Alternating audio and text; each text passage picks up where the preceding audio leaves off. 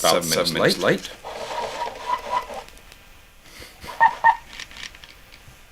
That's good. Thank you, Vive. How you doing? Ay, caramba.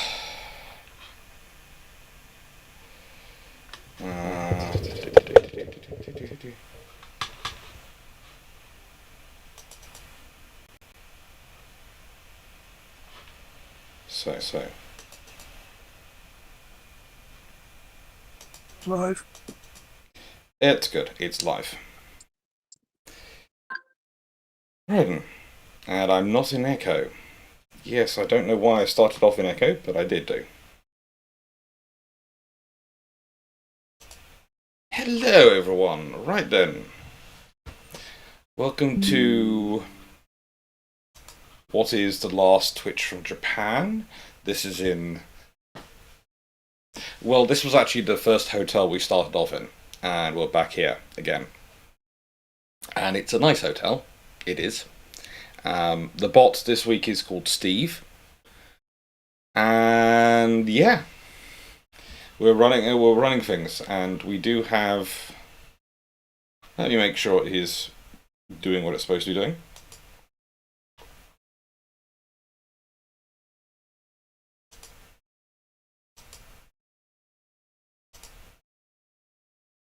It's supposed to be displaying something, but it isn't.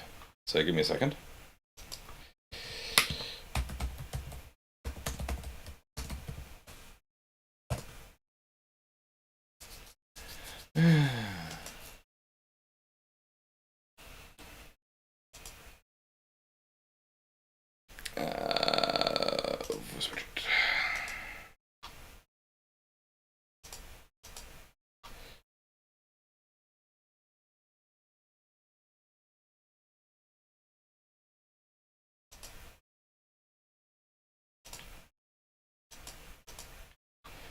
And yeah.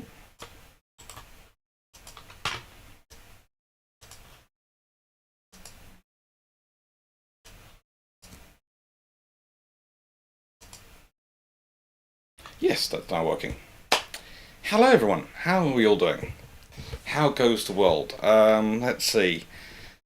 Stuff I should be talking about. Oh, well, if the HR rep of Foxo comes here, maybe I'll talk about some stuff with her.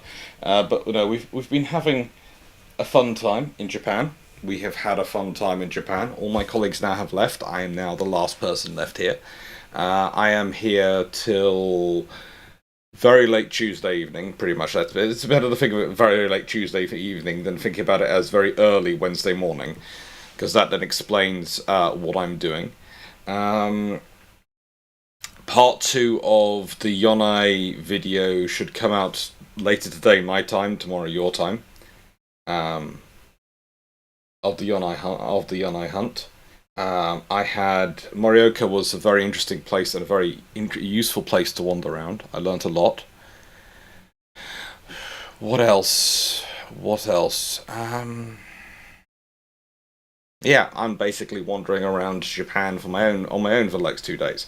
So I am planning on popping and seeing stuff which I can get to from Tokyo, from where we were staying in Tokyo. And luckily we were staying in Shinagawa, which is a very good hub to go from. It was something I found out early on, that there were basically 2 hubs around Tokyo which had good train access and affordable hotels. And I chose Shinagawa literally because it was the one closest to the hotel, the airport most of us were coming in by. And that's why I told everyone to come into Haneda Airport. Glenn, you're in the chat. I won't ask you to talk about what it was like not coming in from Haneda Airport, but it was fun. And yeah, we've had a good time. Let's see, I have reached the level where now I have Skechers shoes, because apparently my feet have reached the age where Skechers are sensible investments. I'd also say that the good thing about them has been, and this is something I didn't realise, is they are literally the only shoes which come in standard, wide and extra wide, which for people who have fat feet is really useful. And this is the point at which I should be not doing this without getting paid, but I don't get paid by anyone, so, I will say they have been excellent, and these are slip-ons. And I bought these halfway through the trip because I managed to break my train as we were walking so much. I literally broke my shoes. And so I needed to buy new shoes, and so I bought Skechers. And they were on sale. Dr. Dan, Glyn, and a few others have them. And these are slip-ons. And they literally slip on. And I have literally climbed mountains wearing these, and they have been fine.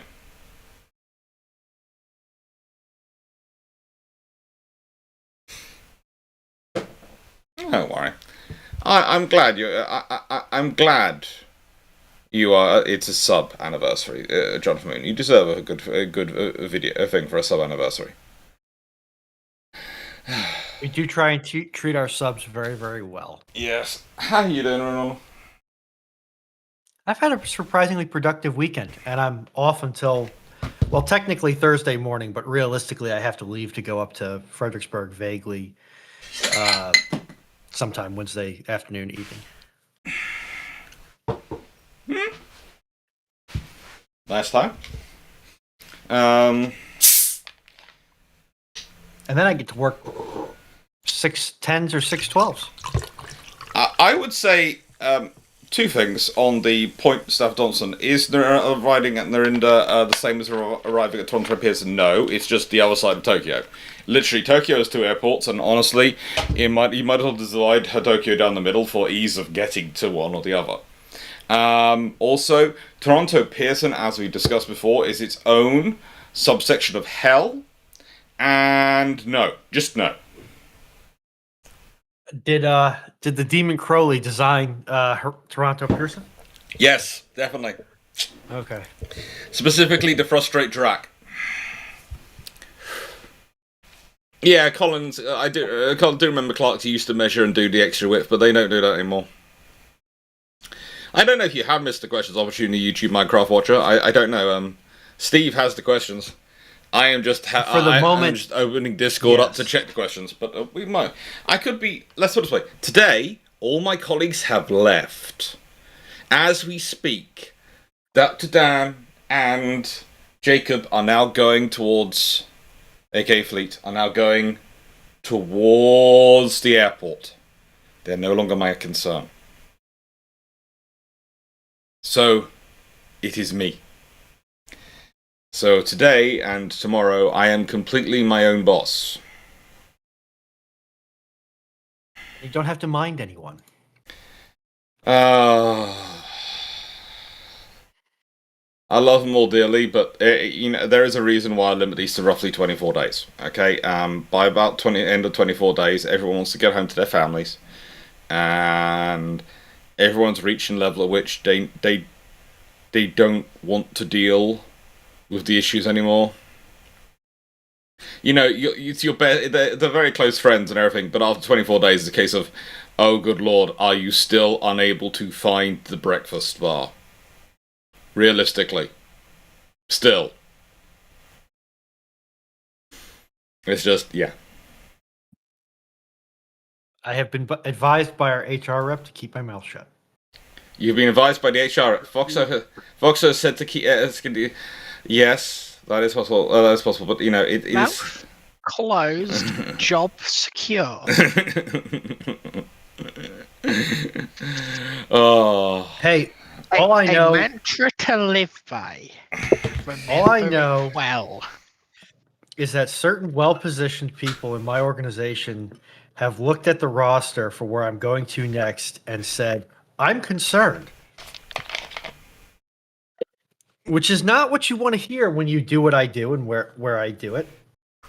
No. No. Oh, Castanea, I am not commuting to this location every day. I am just going up to Lake Anna, and I have a hotel room, and I will be there until Thanksgiving. Lovely. Yeah. Drac was actually the first to board a flight. I will say this about my friend. He has great faith in Japanese public transport system, and then was mildly panicking about it when he realised that they were also stopped by things like bears on the line yesterday. It was quite funny to watch because, okay, he got a bus to our hotel because he was staying at a different hotel, then hopped into the hire car once we eventually found out he got off at what he thought was the correct bus stop, but was actually the wrong bus stop, but we'll leave that to one side. I left that to communication between Dan and Alex, and that was my fault. That was on me. I should not have left that communication to anyone other than me. I should have dealt with it myself, because that would have made it. Yeah. And then we drove through to Hokkaido, dropped them off at the station. Me and Dan went to drop off the car. We got a frantic message from Fleet because this, remember, is about 10:30 in the morning, right? The train from Shin Hokkaido, the Shinkansen, leaves at 12:48. There is an 11:15 and a 12:05 train and a few others which are scheduled, which do a direct service from one to the other and even have a green car. We're actually booked into the 12:05 train, but I don't mind. If we get the 11:15 train, it's 20 minutes. I don't really care. No one cares. The 10:45 train was also there. While me and Dan were returning the car, Drac was worried he would miss the 12:48. So he takes all our luggage, so all mine and Dan's luggage, as well as him and Fleet, and jumps on the 10:45 because he's worried about missing the 12:48. Gets there and is waiting for roughly 2 hours at the train station, the Shin Hokkaido, which has basically nothing open. So of course me and Dan come back, get to the train station by about 10:50 the Hokkaido, because we've dropped off the car in Nissan, and go, do you think he has? Check our WhatsApp. He has. Okay. So then we do what every natural, normal British person abroad do. We go to all the open bakeries in Hokkaido station. We grab the scrummiest snacks we can. We then get on the train to Shin Hokkaido at 11:15. We arrive there, and we promptly eat all our baked goods in front of our colleagues.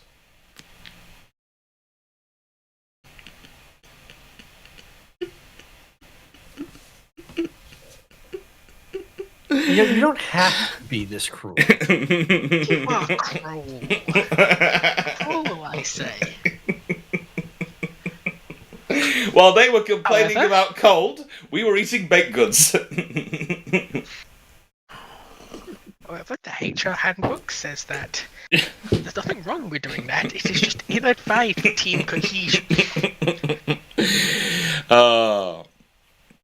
Well, don't worry. Then we had fun because, despite me giving all the details to everyone at the same time, Fleet had managed to not book early enough to get a green car.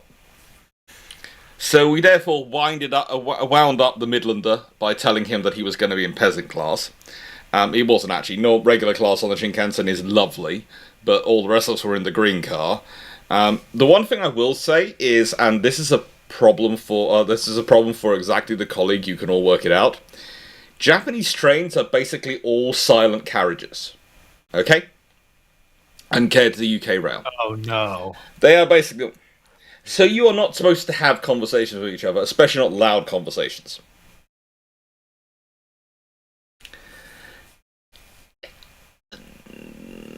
There were sometimes occasions where I was getting stared at because someone was talking to me. But, in good news, we did introduce Fleet to his first ever onsen. And we got him to eat traditional Japanese food. Did you get him to drop the tweed? Sadly, no. I kid you not, flat cap, flat cap, jacket and tweed waistcoat. At one point on the hottest day of the year in Japan so far, walking around a castle. I kid you not. Toasty. Why? Sounds like my type of weather. To be fair, Well, you're a lizard. You don't count. You don't have rights. to be fair, that was also the day he assaulted me. Ah. Mm-hmm. If anyone wants to know what happened, we are walking along a street. There is a lady apparently about to take a photograph. I am going to be stopping anyway because I spotted lady taking a photograph. Fleet doesn't think I'm taking a photograph. And so instead of putting his arm out across the chest, for some reason I will never know why and he will never know why, what he did was that. Let's put it this way. It lined up for parts of my anatomy that he was definitely in the no-no area of you are not touching. So that Fleet is going. I got an on-the-spot promotion. Yes, hence me and Drac decided immediately that Foxo is now the HR rep for Shipshape, and so we have made a full discussion to Fox about this. He also then keeps hitting me as a way to try and stop me talking about this to you. Mostly they're ineffective. Mostly they're ineffective because bonding procedures. Mostly they're ineffective because he actually does super glue one or no. He does this worse. The other one. He folds his thumb inside his hand when he's going to punch someone. We have been trying to get him to stop doing this all the time. Why? We have no idea. But this hurts him more than it hurts me. Yes, that's why you don't do that. Even I know that. Me, who's never been in a fist fight. If you haven't been in a fist fight, you haven't lived. To be fair, even I've been in a fist fight. Of the two options, of who could have got hit, it was me or Drac at that point. I'm the one who's used to a dog jumping on me in that area, so at least I don't have any sensitivity anymore. I basically feel nothing in that area thanks to the ministrations of a poodle and a corgi. So it was a case of, excuse me. It was, you know, he tried. He was very good. It was his first trip with us ever, and I think he had a lot of fun. I think he really did have a lot of fun, and yeah, it's all been good. I think the person who's probably had the most fun out here was Dr. Dan, who really didn't like the onsen. But the only way we could get Fleet to try the onsen, and of course he loves a lot of the Finnish saunas, etc., so we knew he'd love it, was if we both went with him. And so that caused fun, because in the traditional British fashion, me and Dr. Dan both showered before we went down to the onsen, then had a quick wash, because you're supposed to wash before you go in the onsen, and then got in the onsen as quickly as we possibly could. Because you're naked. And whilst I spend a lot of time in my life with Royal Marines, I'm still not going to be dangling around in midair the whole time with a load of people I don't know. I don't even like doing it with people I do know. But, you know, that's the way it is. Fleet, God bless him, sees everyone else having a big soap up and proper love, and decides to get fully into it. I'm so glad I was out on this trip. Yeah, the sights you would have seen, Runon, the sights you would have seen.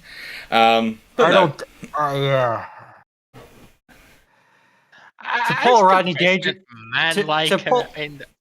here, even that's a bit of a stretch. to quote Rodney Dangerfield, I don't shower with guys. But no, it was lovely. I thoroughly recommend Japanese onsens. They're really nice, really comfortable. I would say, in my experience, the Japanese get very protective of the spiritual hot springs and the really, really historic ones, and that's completely understandable. But the interesting thing is, the only times I've had people actively tell me off for doing wrong things, they have been usually European travellers who presume you know everything. The Japanese usually go, is this your sort of things of, if they talk to you, go, is this your first time? Or sort of, and you go, well, yes, it's my second time. How am I doing? Am I doing something wrong? And then they'll quietly explain to you. The only people who've been aggressively rude to me in onsens have been Europeans who presume, because they saw me get one thing right, that I must know what I'm doing and therefore know I'm doing it wrong. which I found really interesting, and I had that happen to me twice with two different Germans actually. So it might not be Europeans; it might just be Germans on holiday. Germans. Sounds on brand for No, Germans. are you telling me Germans can be bossy? No, actually, not even bossy. They were. There was a reason I was thinking the Europeans aren't. They were actually rude. It was a case of at one point I thought one might be just Dutch and really, really blunt, but no, he was just rude. And I saw him speaking to other people the next day, and he was even telling off a Japanese person about something about getting their culture wrong. And because my Wow. and I was sitting there going, you're telling a Japanese person off in English and German about Japanese culture. And it was eating on the street. And I sit there going, one thing I've noticed is that the Japanese don't like you eating on the street, but they understand if someone's in a rush, let's say they're rushing between work and one, then they might end up doing it. As long as they're neat and tidy about it, it doesn't matter.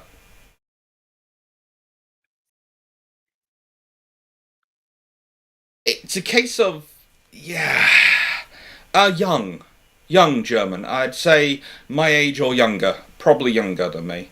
And it was just a case of I just thought you're just rude, mate. You're just rude.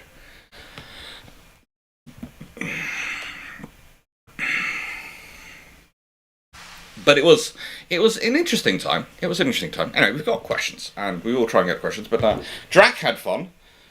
We didn't get all the things we had promised, which I think probably annoyed him a bit. All the things we had promised. But the thing is, it's when you realise some of the levels of communication we had going on, and I was expecting some things to fail because some of the communications were me faxing people, who would then turn my fax into Japanese and fax other people, and that was how the communication was going. That's archaic. Unique. Because many of the museums in Japan don't have emails. But they will have like a dozen members of staff on duty when there's about 3 people wandering around a museum. So one of the things I have learned about Japan is that they are very manpower intensive. They have a lot of manpower involved.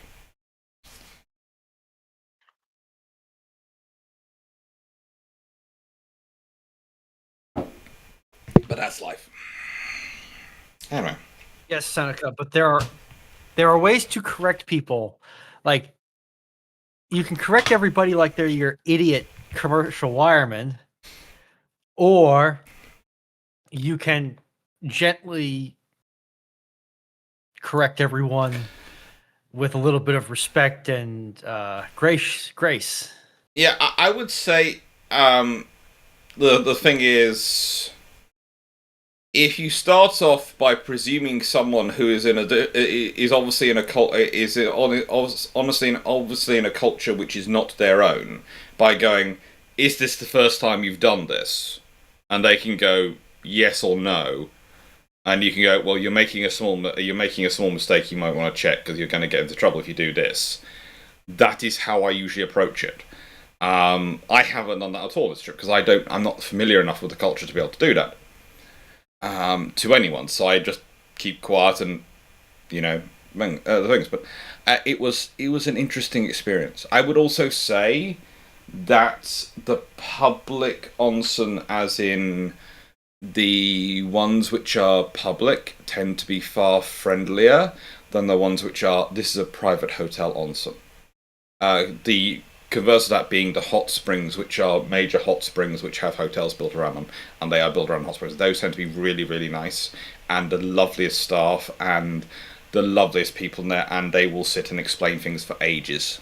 One gentleman gave me a whole discussion on how I should wash in one of those, and how you should wash you should use the bowl and all those things, and it was really helpful. And I think that's because I was going after I'd been there and I'd been taught how to wash, that might have been why the German gentleman presumed I knew what I was doing, and I definitely knew what I was doing wrong.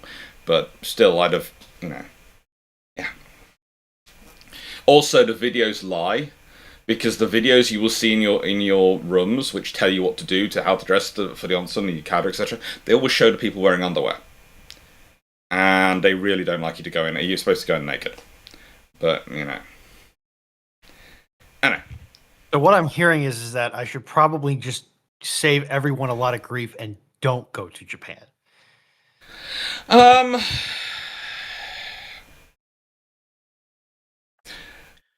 Wait till you're further along in your journey, and I think you'll be okay. Hi, Glenn. Oh, I'm just saying for the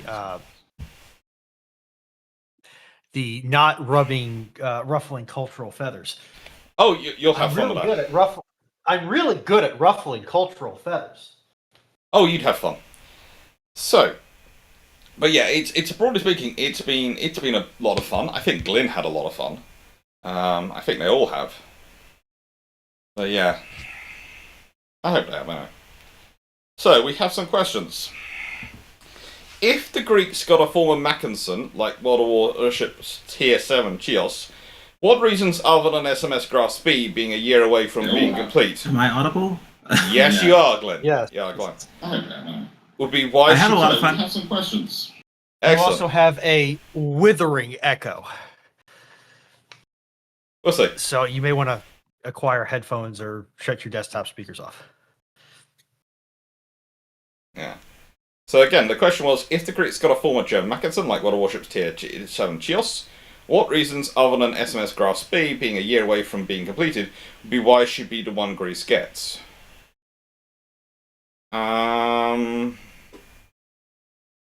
Honestly, because she's available and they can afford her. That would be it. Literally, I've had this discussion a lot. There were a lot of various comments back on the Dominions and the things. People don't seem to understand the difference between something which is a treaty allowed flagship and the regular cruisers. One is a status symbol. The big problem I could see with the flagships is they would build the infrastructure for the flagships, they would build the flagships and maintain them, they would gut the rest of the navies to pay for them. That's the reality. The Australians probably wouldn't. The Canadians, they don't really have much of a navy anyway, so actually having a flagship with that many crew would probably actually be a boon because it would give them a larger starting pool than 1939 historically did. But it was the interesting thing was some of the responses to the Dominions video about them getting flagships. It was really kind of interesting. But yes, Walter Brodus. The Greeks are just needing ships at that point. They really are. Castanea, how likely would Australia have been to build a dry dock capable of servicing it if they had gone on Balak as a flagship Russian Navy treaty? They already had plans to build stuff to accommodate the ship they had, HMAS Australia. So I think them getting a dry dock is very likely. I would say the Royal Navy probably still set up its hub as Singapore, but there is a goodly chance they set up a hub in Ceylon as well. They set up some hubs in Ceylon and other parts as well, and they're going to invest more in infrastructure because they have to support the things out there, and that's going to be useful. And what you might have is that basically Australia becomes where the ships from the China station go for their major refits, because they invest in infrastructure, and that could well be the thing of allowing the British to maintain ships. If they've got to go for only a short refit, okay, we send them to Australia for a couple of months from the China station. They get their refit there, and the crews get some R&R time in Australia.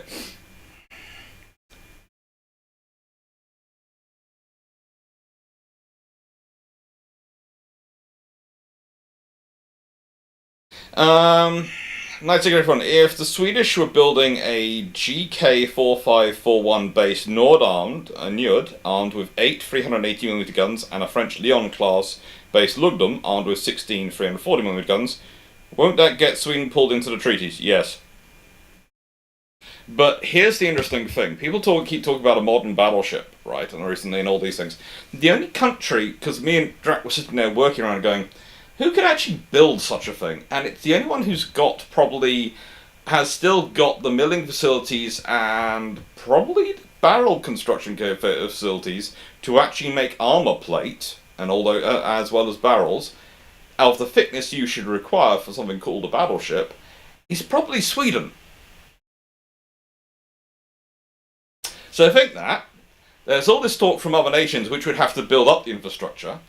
The only nation which could probably build it without doing much work, just turning some buttons on, and maybe charging a few furnaces, is probably Sweden. So be very afraid. Because of course the Swedes would have retained that capability. What's really fun is if you realise how much of it's owned by is Bofors plants, etc., which is technically owned by BAE. So you could argue it's the Swedes and the Brits who've retained that capability. The Swedes have it physically, the Brits control it financially.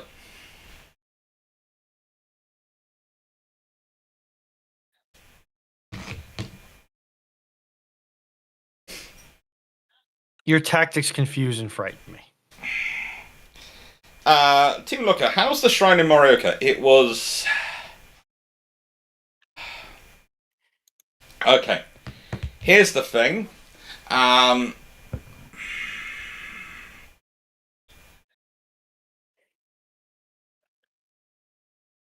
It was interesting.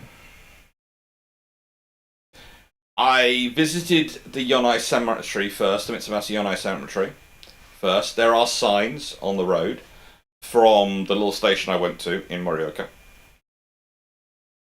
And then I walked from there to where his statue is.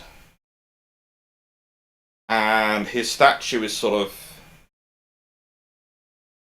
hidden off the main route of the shrine temple it's in. Complex is in. It's sort of to the back. I would say it probably needs a little bit of an upkeep, but it is kept pretty darn clear and beautifully clean otherwise. The statue itself is... There's a little grass area around it, which is... This is going to sound picky, but I was so... if I had the money, I would have bought one of those robotic mowers for it and just have it wandering around protecting it. Because that would be how I'd maintain these things. And, I think you'd also find it funny to have one running around them. But it was interesting. It was very, very interesting. And finding the actual grave was interesting. Finding the statue was interesting. Where they positioned it was how do I put this? Understated elegance is what I would describe it as. You know that sort of understated elegance? It was a place where you could tell someone important was, but they didn't need to shout about it.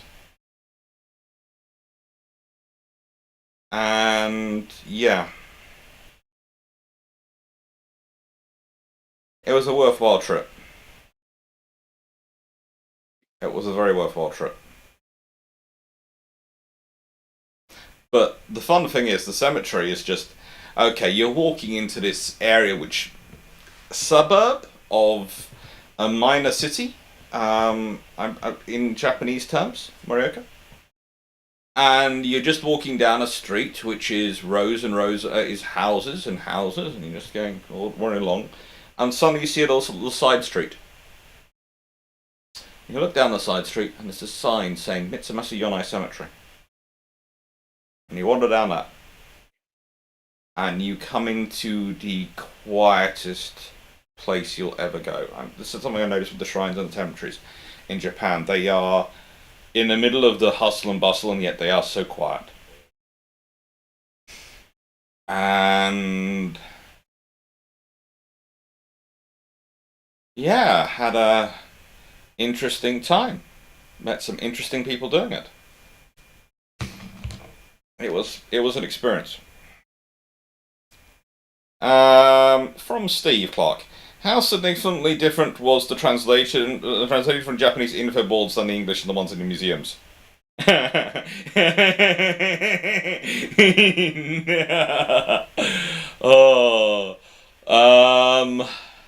It's been fun. It has been fun. Some of them we think we'll put through Google Translate. Honestly, with at least 2 museums, we did leave our business cards and said, if you want us to go through your English translations and actually do a context translation rather than what is a verbiage translation for you, we'll happily do that. We'll happily help and do that. Because if you translate the Japanese into English, we'll turn it into English which actually works. But some of them were also intriguing otherwise.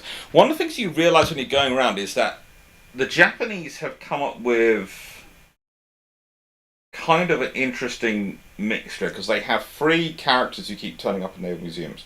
John Paul Jones, Horatio Nelson, and Togo Hayachiro. In almost every single naval museum, you will find somewhere a corner where those 3 are discussed.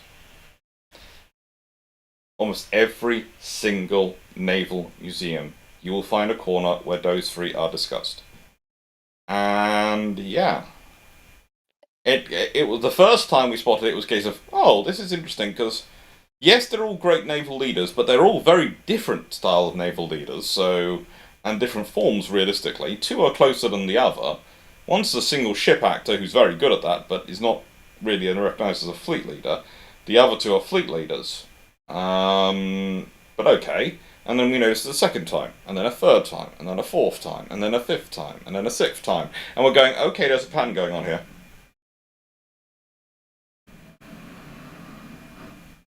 I mean, to be fair, that I wouldn't say it's that much of a stretch to call those three most influential but also recognizable names on Japanese history, if I'm remembering John Paul Jones correctly. No, I'm not. Okay. The other 2, though. Horatio Nelson? Togo and Nelson. And they do talk about Togo as the Nelson of the East. Yeah, I know. Yeah. And those 2 fit quite simply. It's John Paul Jones, and they're going. And my answer comes back to, in the end, I think when they were putting a lot of these displays together and they were starting off the idea, Nimitz was too young, too recent. Because America really didn't have, and the other fleet leaders were divisive if you think about them, because they're all Civil War era fleet leaders. So you put Farragut up there? You've got to put an American leader up there, I would say. And if you just have a Japanese and a British, it's going to exclude most of your English-speaking audience who turn up. That was my first instinct when I first saw it. As time went on, I decided, no, there's parts of the John Paul Jones story which actually speak to the Japanese. And so that's what I decided they were leaders who speak to the Japanese culture. That was my ending point on it.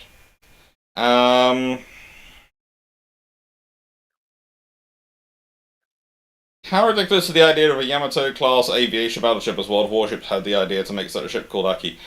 The only people who really have any plans that are serious about considering such things and actually do go through some of the ideas with it are the Japanese, so there is a possibility of them, but let's be honest, as I have said many times, as I think Drac has said many times, as actually Andrew Lambert once said in a lecture from memory, if your answer to the question is a carrier battleship or a battle carrier in terms of naval warfare, then you are asking the wrong question.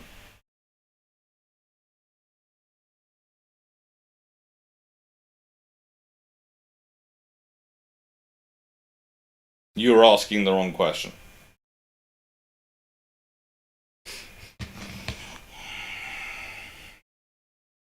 And that's it, really. Oh, this is one definitely for the panel.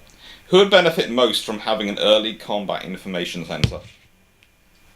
Go on, panel. On text? Literally, that's the question from 9681. Who would benefit the most from having an early combat information center? Probably the Brits. If we're talking like find a CIC here.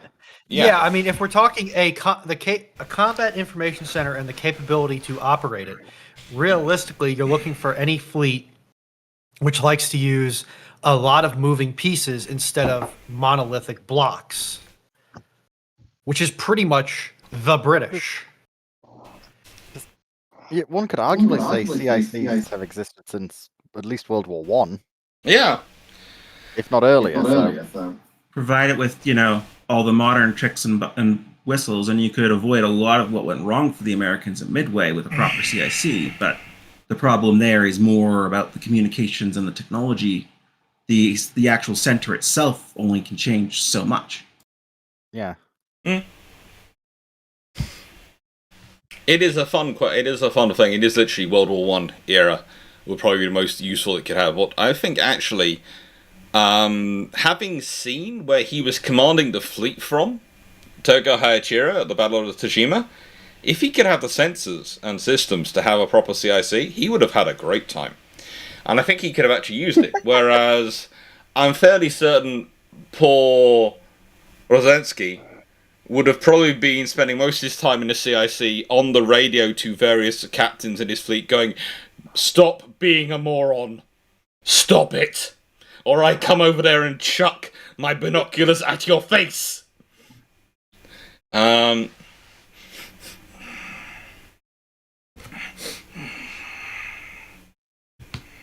his commanders might like that.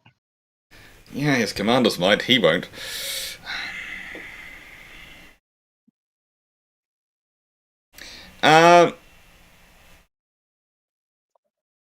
Let's hear why were the surviving IJN ships the British got scuttled?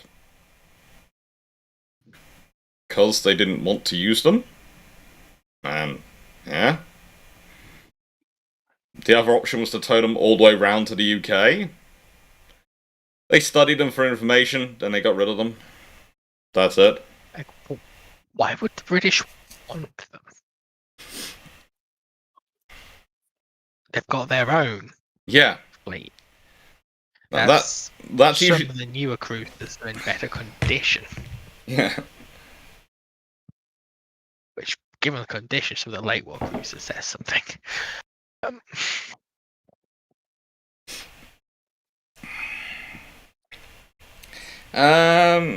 Next question. How plausible do you find the World of Warships Tier 8 European battleship Turgot Reis, which is a J3 hull with 2 twin forward and 1 triple aft, 419mm gun layout? Oh, they had to bring this up, didn't they? You have a 7/18-inch gun? Dragon. No, that's 7/16.5 inch? 7/16.5. Yeah. Why would you go for a 7/16.5 inch gun system? It's going to lead you to... That's going to unbalance your firing massively. Why would you do that to yourself? Go for a 6-gun arrangement or a 9-gun arrangement. This has a been a 10-gun question. arrangement, at least. Yeah. Well, no, because a 10-gun massively increases the what's called length of the ship. The point of this is it only has 3 turrets, Fox. So Yeah, it has 2 so twins unless you're doing one quad, and then 2 triples, which is if you're building a ship wide enough to have a triple turret that far aft anyway, you could have the triple turrets forward, so you could have 9 guns. And then you only have to do 1 turret run. Take care, Glenn. I also find it very odd that this is being built for Turkey.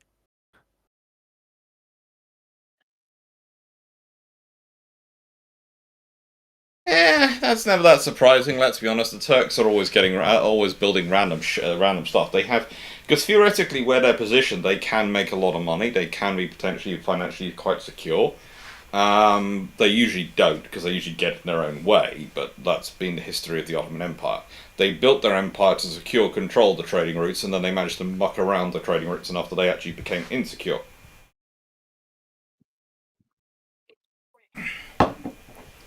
The trick is to not try and charge too much tax on the trade routes, that you make it more profitable to go other ways. You want to control the trading routes so you can raise taxes on them, so you can make money and run your empire. If you charge too much in taxes, that you make those trade routes unprofitable, or other routes more profitable, despite their greater risk, you start to lose out on taxes. So it would increase the risk by sending some people to go attack the other trading routes? Which is actually what they tried to do, but that actually caused them more trouble because they never funded those properly. It was the case, and then they couldn't fund them properly because they were dealing with their own internal issues caused by the lack of money, which meant their forces were fighting over the lack of money in their own system. The Ottoman Empire has many, many issues. Corruption is one of them, but corruption is never as much trouble as the whole thing of you need to understand that actually raising too much taxes can be bad. There is a sweet spot for tax raising. There is something called the Laffey curve, which I find both annoying and useful. Annoying because it is used to justify all sorts of things from all sorts of people. Useful because it does actually give real data. It doesn't support all the things people claim it supports, but it does actually give real data. It's one of those things of it's useful if it's used in the correct context. What some of the stuff people try and claim it's useful for, it is no relevance to at all, whatsoever. Well, I mean, Hey, keep your it's hands off my time-honored Keynesian economics. Time- My Keynesian time-honored economics. Okay, Manley? time-honored pastime of using data that has nothing to do with what you claim it supports, but sounding so good that at claiming it supports it that people believe you. That's the thing, because the Laffey curve is so accepted, people do like to try and have fun with it. But the thing is, it's very good in the areas where it is. Not very good in the other areas.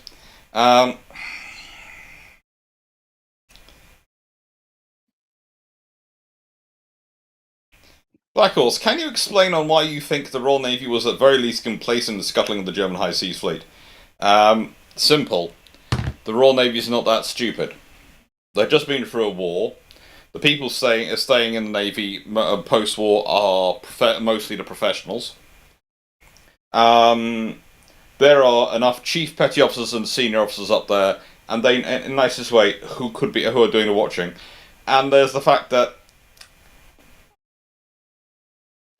you can pick your officers, right? So, let's put it this way. Let's say you pick an officer like Fleet or Dr. Dan. People who are basically nice people. Okay? And have them go and do the inspection of the ship. They will do a good job, but if they won't want to cause trouble, they'd be nice, they'd be diplomatic. Let's say you pick officers like me and Drac. We are much more blunt. We can be much more pushy, sometimes in more diplomatic ways than others, but we are going to want to do a full and thorough inspection, and we're going to put that above probably offending people. So, if you pick officers like me and Drac, the odds of us spotting things versus the odds of our counterparts spotting things are far higher, because they won't inspect necessarily the area, they won't want to cause the trouble.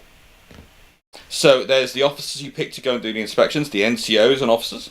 There are all the personnel around the ships, who is actually watching the ships at the time, how the Navy's acting on the ships. The information they're allowing through, all these things, it all builds up to the fact that for the Royal Navy, it was kind of useful if the problem solved itself. And whilst they couldn't be sure the Germans would do that, they could set the conditions that would make it more likely. And I would also. You don't even need to give orders. You don't give orders to do that. You just, put up. Yeah, run. I would also be inclined to point out that there are levels at which you can have a conversation to the effect of essentially saying, if the Germans look like they are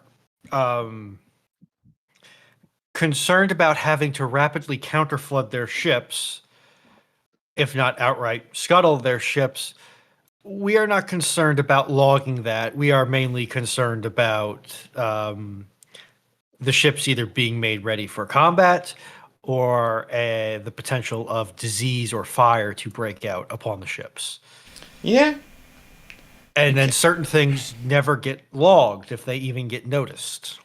Yeah.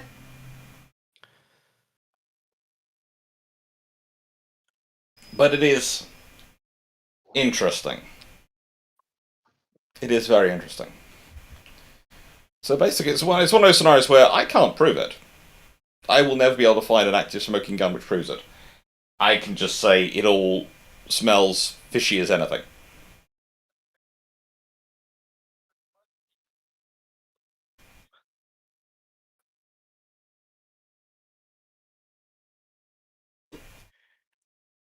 Now, YouTube Minecraft Fortune. What would happen if in 1939 the Italian Navy had all their cruisers become model warships, Brindis, and the battleships all became copies of Roma? And production lines changed to handle it. If that happens in 1939, then the Royal Navy's Lion class are being accelerated up the priority list massively. And the Italians now have such a powerful navy that the Germans are not just the second most powerful navy in the Axis, they're probably the third most powerful navy in the Axis, behind the Italian the Italian Coast Guard. At that point, in 1939, because of what they have, it is a massively powerful fleet. Because you think about it, all the older ships, all the Cavors, all these things suddenly become Romas.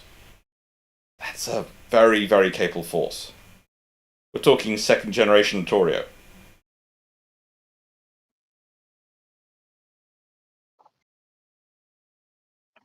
Yeah, you're not in that scenario. No one is pausing carrying capital ship construction. Not even Churchill. At that point, the Royal Navy is going to have to be seriously considering abandoning the Mediterranean.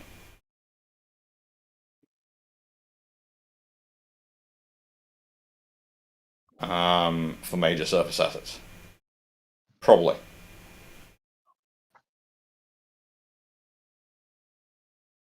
I saw Petching and Permanent. Don't worry, I've got lots of pictures coming your way for memes. Lots of pictures coming your way for memes. In fact, there's one which was posted in the community tab yesterday, which I'm surprised hasn't been memed already. Was it yesterday or was it the day before?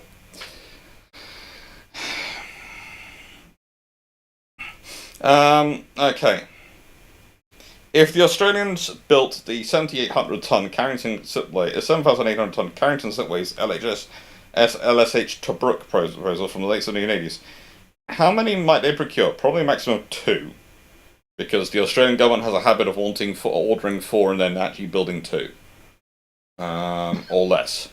So probably 2. Will they be useful? Yes. Senator, would data linking a ship to a land-based VLS facility work in the Baltics, with VLS facilities all around the NATO lake?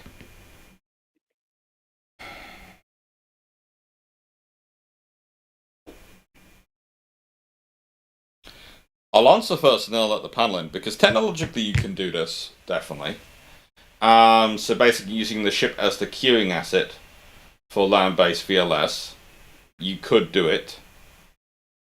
It's going to add flight time, because and complications, because the missiles, you're going to be here, so defending you, attacking missiles going to be coming here, defending missiles going to be coming from, let's say, over here. So it's going to complicate the intercept quite a lot. It's doable. It's probably easier to do with strike missiles than it is with air defense missiles. And probably more sensible to do with the latter than with the former than latter. The main question is, why would you need to do it? Because you can already do it to an extent with aircraft for land strike systems, and ships can be used for other things. I think in any Baltic conflict, the ships are primarily going to be used for mine clearance, support of amphibious operations, and occasionally convoys. In the case of the Swedish Navy, probably use strategic depth. Although, the Swedes are currently having fun with their submarine procurement. Having fun in the "this is going sideways" sense, or having fun in the "ooh, we have lots of new capabilities we're about to get"? Having fun in the... They are going to get a lot of new capabilities when they get into service, but also having fun in the case of, we haven't procured enough submarines over recent years. Remember, everyone thought it was going to be peace. Everyone believed there was going to be peace, so they... how do I put this politely? Had the bright idea they didn't need to procure stuff. And I think for this class, the Swedes needed to at least be ordering about 4 to 6. To actually build enough, to actually build up the infrastructure, to actually build them. One of the things of, how big a class, if you're starting something which you haven't built for years and you not want to build something, how many do you need to order to build up the infrastructure? The answer is, not 2. One of the reasons why the Japanese can keep getting away with ordering in pairs and such small runs of their large surface ships is because they have such an ongoing run of production and production run of ships. Their infrastructure is never quiet. It's constantly moving. So it can deal with this stuff. That is why I laugh when people go, yes, we're going to learn from the Japanese about construction, or the Australians going, yes, we are going to use the Japanese methodology, and we're going to be constructing as capable as them. And I'm sort of going, no, you have decided that the British it's too expensive to build in Australia. So you're building some Type 26, but not as many as you were originally. Now you're going to try and build the Japanese ships because they're supposed to be cheaper in Australia. And they're not going to be any cheaper because you still haven't built up your infrastructure. So if you want them built cheaply, build them in Japan. If you want them built domestically, prepare to pay through the nose. Because you haven't been building anything in your country. So if you've let your infrastructure go to pot... And that's no one's fault apart from your own government. That is... But obviously, Doc, that's nonsense because everything that we build domestically will be cheaper than what we have to import, right? Right? Right? It is if you've kept the infrastructure going. If you haven't, it's not going to be. Also purely depend on what metric you use for economics. Yes. Trickle down, Because because if you talk obviously about that is keeping wealth the best inside the country, it's always cheaper building everything domestically. Yes. But if you're talking about overall gross cost, it's always more expensive. I suggest we quantify it as bullets in the skull of whoever came up with the idea. I agree. Oh. The thing is that the Japanese aren't just building warships, they're building lots of other ships for the merchant marine. If you've got a good merchant basis, then building warships isn't that difficult.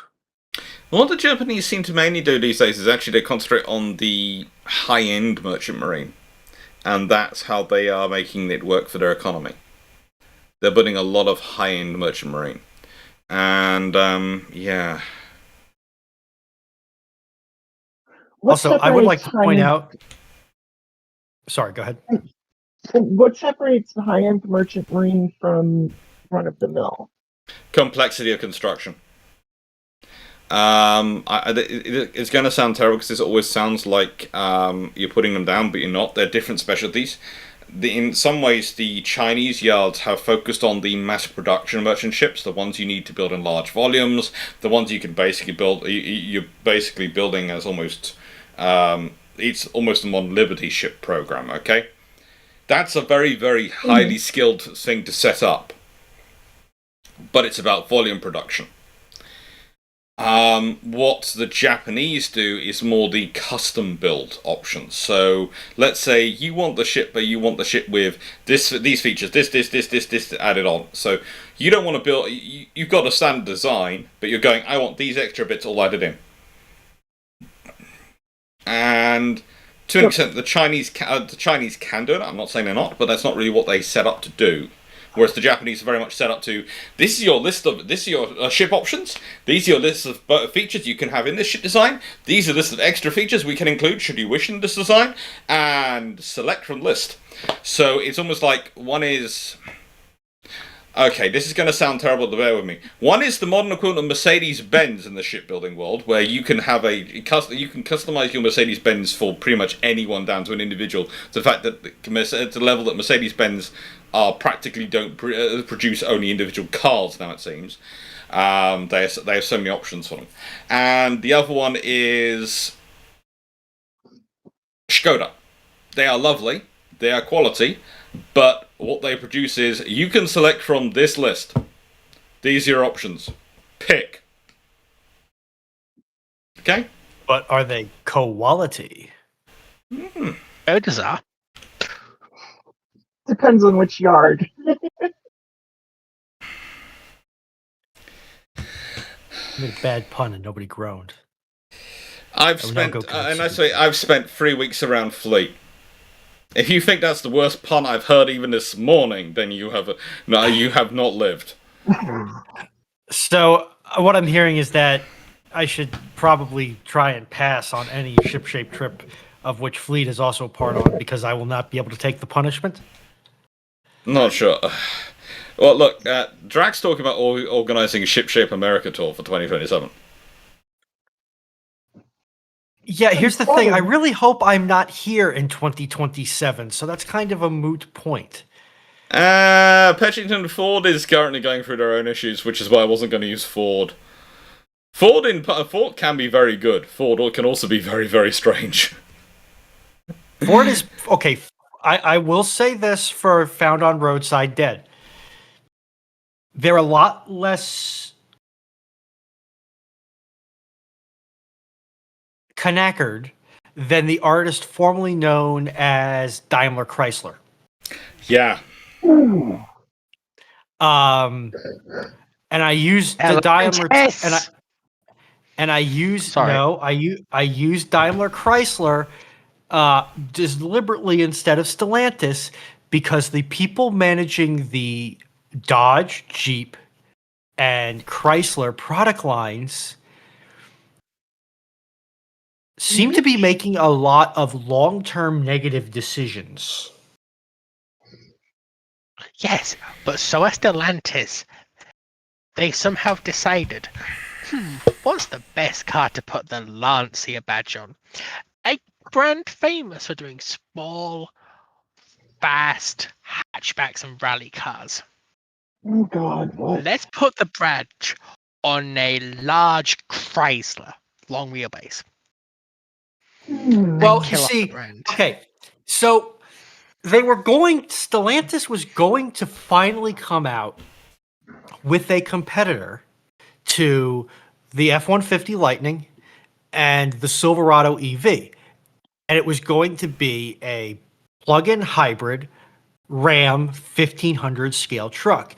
And they had almost, what to me at least was one of the best naming nomenclatures I've heard of, and they were going to call it the Ram Charger.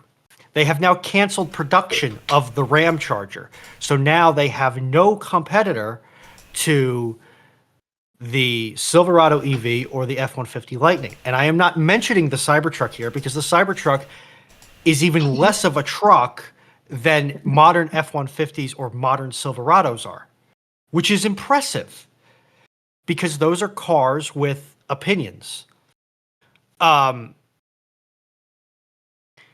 they've now canceled that production. The Charger, which was supposed to be their performance EV platform, well, it's a Stellantis product that is electrically driven. So we all know how that went.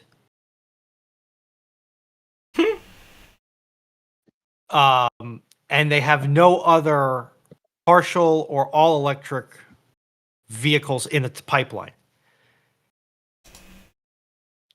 And they seem to have no interest in developing any. And it's kind of like, this is a very, very interesting long-term strategy you've cooked up for yourself here, Stellantis. I'm interested to see how it works out. Can I just say something? Because this is completely off topic, but someone has just done 2 comments on 2 quite long videos in less than an hour, but a little over an hour. So they apparently claim they've watched the Queen Elizabeth class 85% is still the first, and the flagships of the Dominions fully in less than an hour.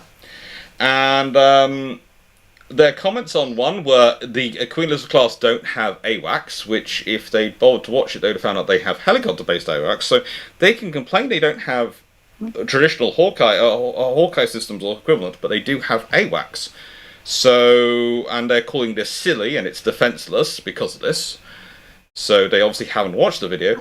And the next one is, it's fun to redraw the Washington Naval Treaty with your own rules that'll benefit the UK, but maybe realistically not very helpful.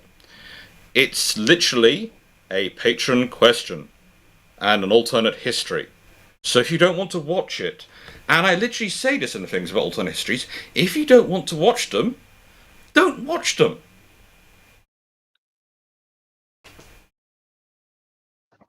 But that's presuming they actually pay attention to what you say. I'm presuming they don't actually watch the videos, judging by their comments, because they managed to get it wrong. Both of them. Yeah. And I sit there and go, then there are people I know who judge videos before they watch them, they read through the comments, and I go, that's just a silly thing to do, because the nicest way, looking at half the comments, I sometimes wonder if they've actually ever watched the video and just commenting away.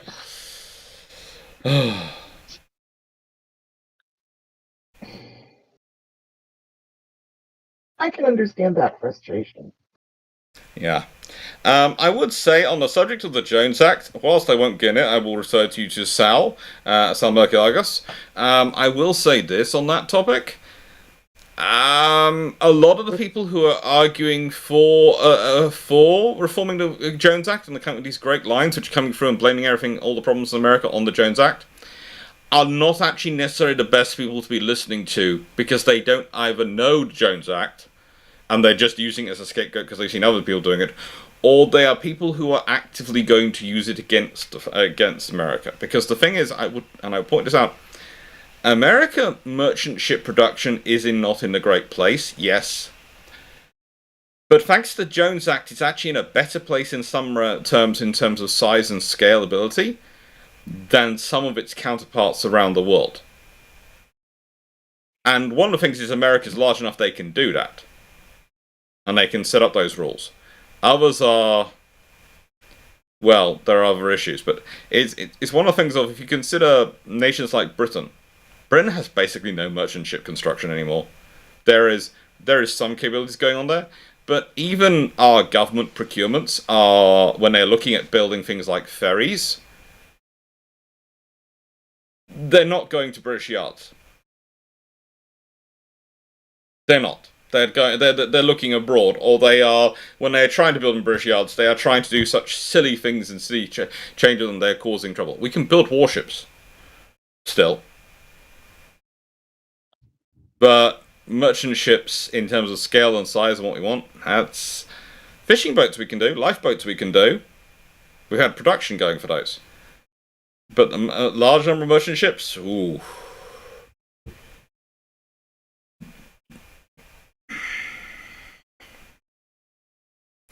So yeah, profit margins on merchant ships pretty small. Yes, modern day they are. I have reading some about the it's economics. That of the South Korean shipbuilding industry. Yeah. And how razor thin those margins are. Yeah, they are. I do feel obligated to push back on 2 comments I see over on YouTube. While I agree with Stafford Thompson's assessment that they should never have made the Mach-E, given it the Mustang nameplate, I do agree with calling it a Mach-E. I think that if they just called it the Ford Mach-E and stopped it there, that's fine. That makes a lot of sense. I think the F-150 Lightning makes a lot of sense because it is an electric vehicle that actually has quite good performance on track day. And NLA, there is appetite for various levels of electric vehicle. The problem is Jeeps are horrendously overpriced. And Stellantis generally should never have evolved into an age in which it required massively complicated electronics and harnesses to run a vehicle. Because even before there was this push to go all electric or partially electric vehicles, Stellantis was known for having absolutely atrocious wiring, which surprisingly doesn't get any better when you go to a battery electric drive line. Yeah. Look, I spent the last few days driving a electric hybrid from Nissan. That was what I was driving around. And please note, surprise! This is a surprise. This was the surprise, and this was the fun thing. Japan expects you to bring all your paperwork with you if you want to hire a car. You need to have everything with you. Your international driver's permit, your driving license, your passport, everything. Birth certificates, all sorts of things. I swear. It was wonderful, but it was fine. But this is why I ended up being the driver, because I had it all with me. Because I had presumed Japan was going to be suitably bureaucratic. Having spent the time I had working on mine, I'd presumed it was. Other of my colleagues had more hope. I never have hope when it comes to nations being bureaucratic. I just presume they're going to be. Prepare for it, and then if they're not, they're brilliant. But what can I say? I'm more cynical than my colleagues. And I will say, it was kind of interesting because I didn't need to charge it. I didn't need to fill it up at all. The trip we did several hundred kilometers. It had a range, theoretically, of fuel alone, and it's of about 600 kilometers. We managed to... Because everything in Japan's in kilometers, so that's what I know. I had one colleague who kept insisting on whenever they were doing sat-nav duties on having their sat-nav reading out in miles. And I was sitting there going, I have to do the maths in my head and I'm driving. Shut up. I don't care how patriotic you want to be. We're in a country where everything works in kilometers. Just put it into kilometers. All the signs, all the speed limits are in kilometers, and it's going, the speed limit here is 46 miles an hour. And I'm going, how does that help me? The actual speedo is kilometers. I have to now do maths in my head. I'm the driver. I don't want to be doing maths while I'm driving. I just want the easy figure. Or the signs on the road will tell you something in hundreds of meters or kilometers, and then you get this one going, yeah, make a right turn in 1 mile.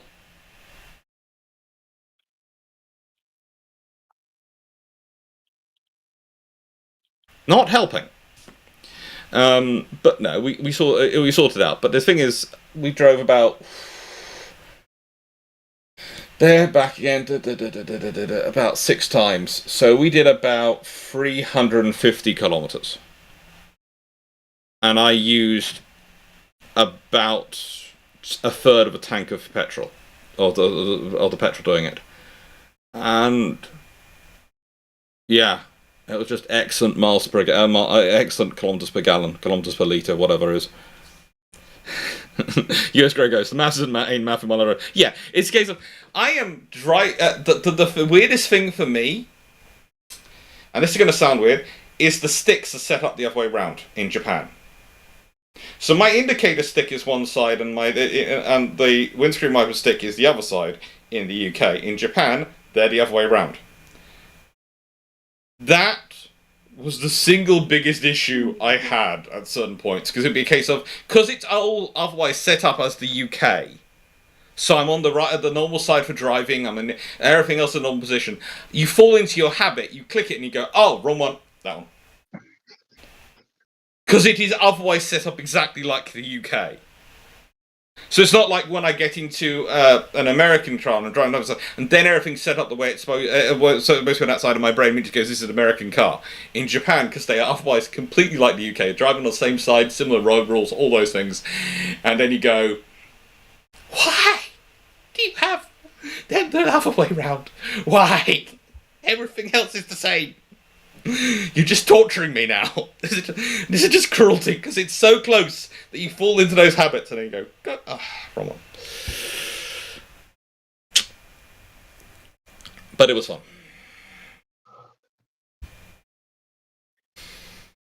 It was fun. But no, it was a good car to drive around in. I was really annoyed when I learnt that it has now been the car we were driving around in, the type of car, is no longer being produced by Nissan. They've decided to keep going the Duke. It was originally going to replace the Duke, and they've gone back to the Duke. And you sit there and go, no, this was nicer. The Duke was a terrible thing to drive. This was nicer. You try Microsoft. Carry on, Foxer. Are they going back to the 8 times winner of the Top Gear's Worst Car of the Year award winner? Yeah. Why? What's that? The Duke. That is the one that. Okay, that is the one that they took the designers from the Hosh, and then they gave them to Nissan. It's like, we got into this is the one thing. Here's the really interesting thing. It's not the biggest car in the world, and yet it fitted all of us with all our baggage comfortably. All our luggage, everything in it. You know, we're also now going, we don't know where this has all gone. It was just comfortable, and I swear, you saw the picture. There was space for 4 big blokes quite comfortably in that car. None of us were crowding into each other's spaces. All of us had plenty of space. All of us had actual legroom. It was just, you sit there going, and they've stopped doing this car? Do they hate us? That is an insult to jukeboxes.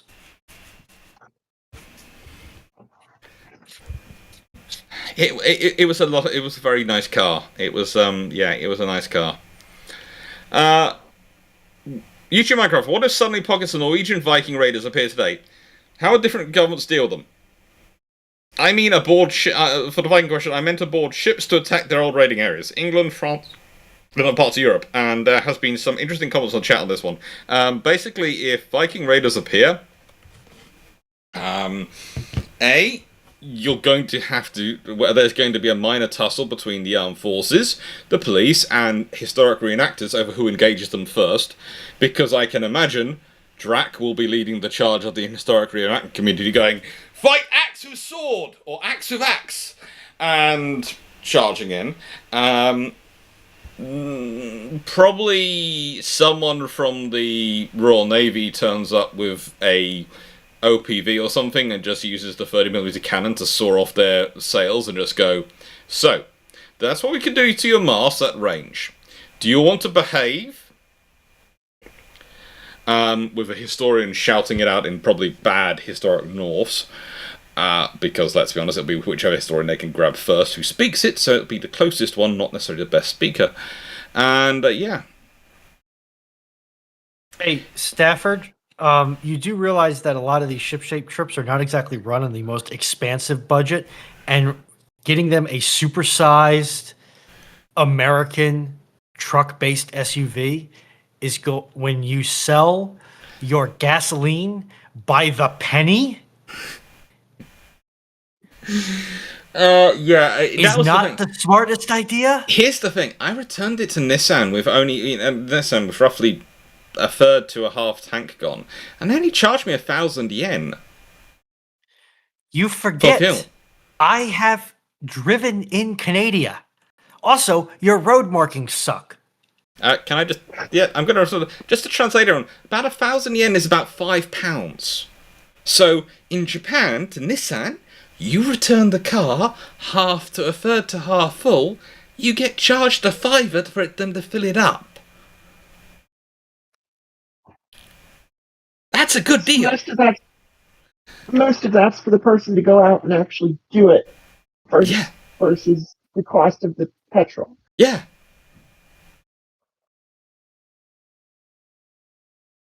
That's 1,000 yen. That was all I paid.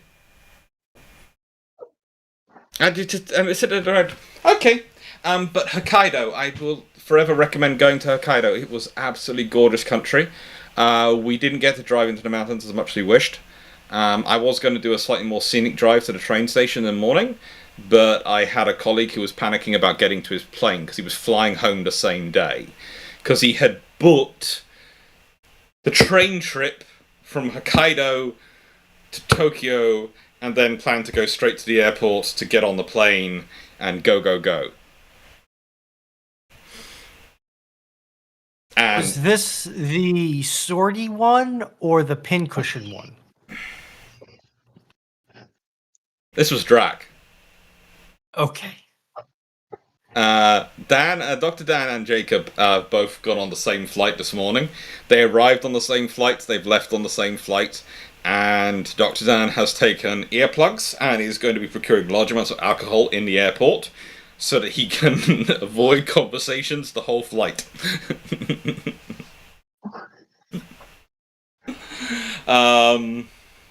They've had actually, I will say this, it was fun watching the relationships develop.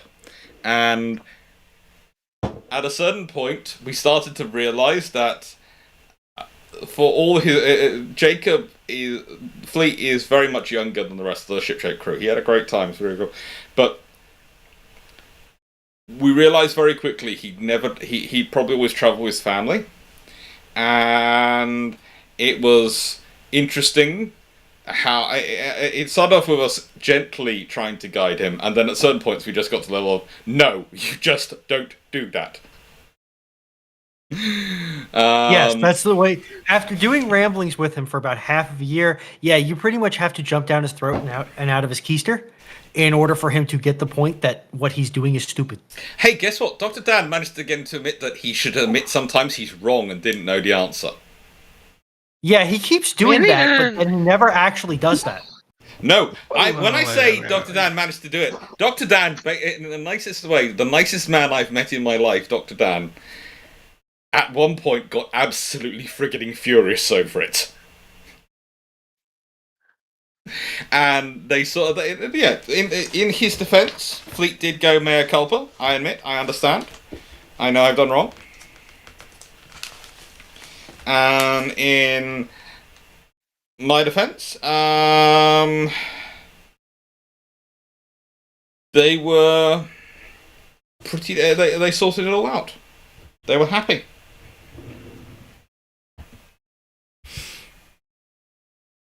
They sorted it out, but it was interesting to watch because I was kind of going, okay, Dan is just getting frustrated. But also, I will say this, Fleet is not very good at realising when other people are hangry unless they tell him. And he will take his time. And and at certain points, I was hungry because I had missed breakfast because of sorting things out, and then I missed lunch because we were working, and then it was searching for dinner, and it was a case of, this restaurant is open, it looked good, let's go in there. Oh, did they do the food I want? I don't care. You will find something on the menu.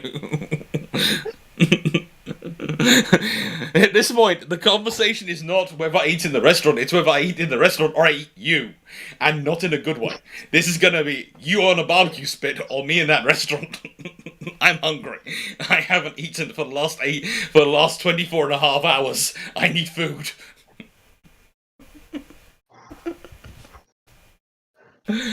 Oh. It was a fun time. It was a fun time. That's a weakness that must be corrected. What, me needing food? Yes. I don't need sleep. You need food as well, Foxo. Food is for the weak of spirit and soul. Look, Foxo. Being forced to eat food lately, she is very grumpy about this. Oh, don't worry. When we take her on a cruise, I'll make sure it's got all-you-can-eat ice cream. She'll be happy then. And she'll have plenty of food. No, because that would involve her eating food still.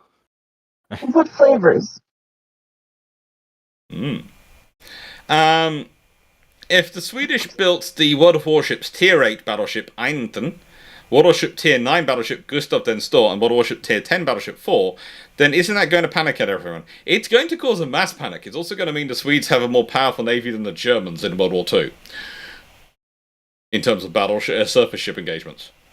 I hope they're building a lot of aircraft for their air force so they can dominate the air of the Baltic as well, because if they can, then they are going to rip through the Baltic. Okay, so as Steve Snyder front, as the US has now sunk up to 5 boats in the Caribbean, leaving 27 people dead, at what point do you think the line will be crossed and a passenger ship is hit by one of these strikes? Look.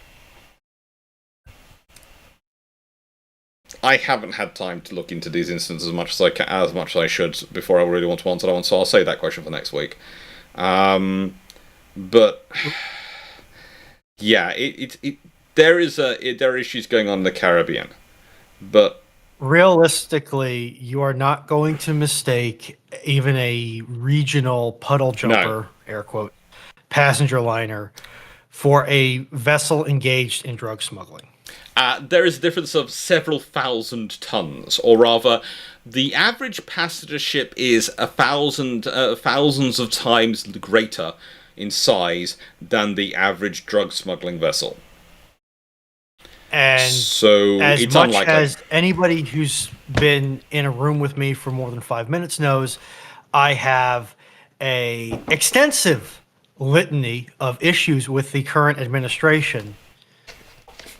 Yes. We have not yet risen to authorizing Louisiana-style strikes. And also, I would say the rules of engagement require visual identification and confirmation of target, and all sorts of things. So yeah, no. But it is about raising the cost barrier for the drug runners. It is. But again, it's something I would like to look into further detail, and because, let's put it this way, I spent most of the last few days traveling, doing stuff in Hokkaido, which is lovely, but let me put it this way, Hokkaido is not really the data center of the world.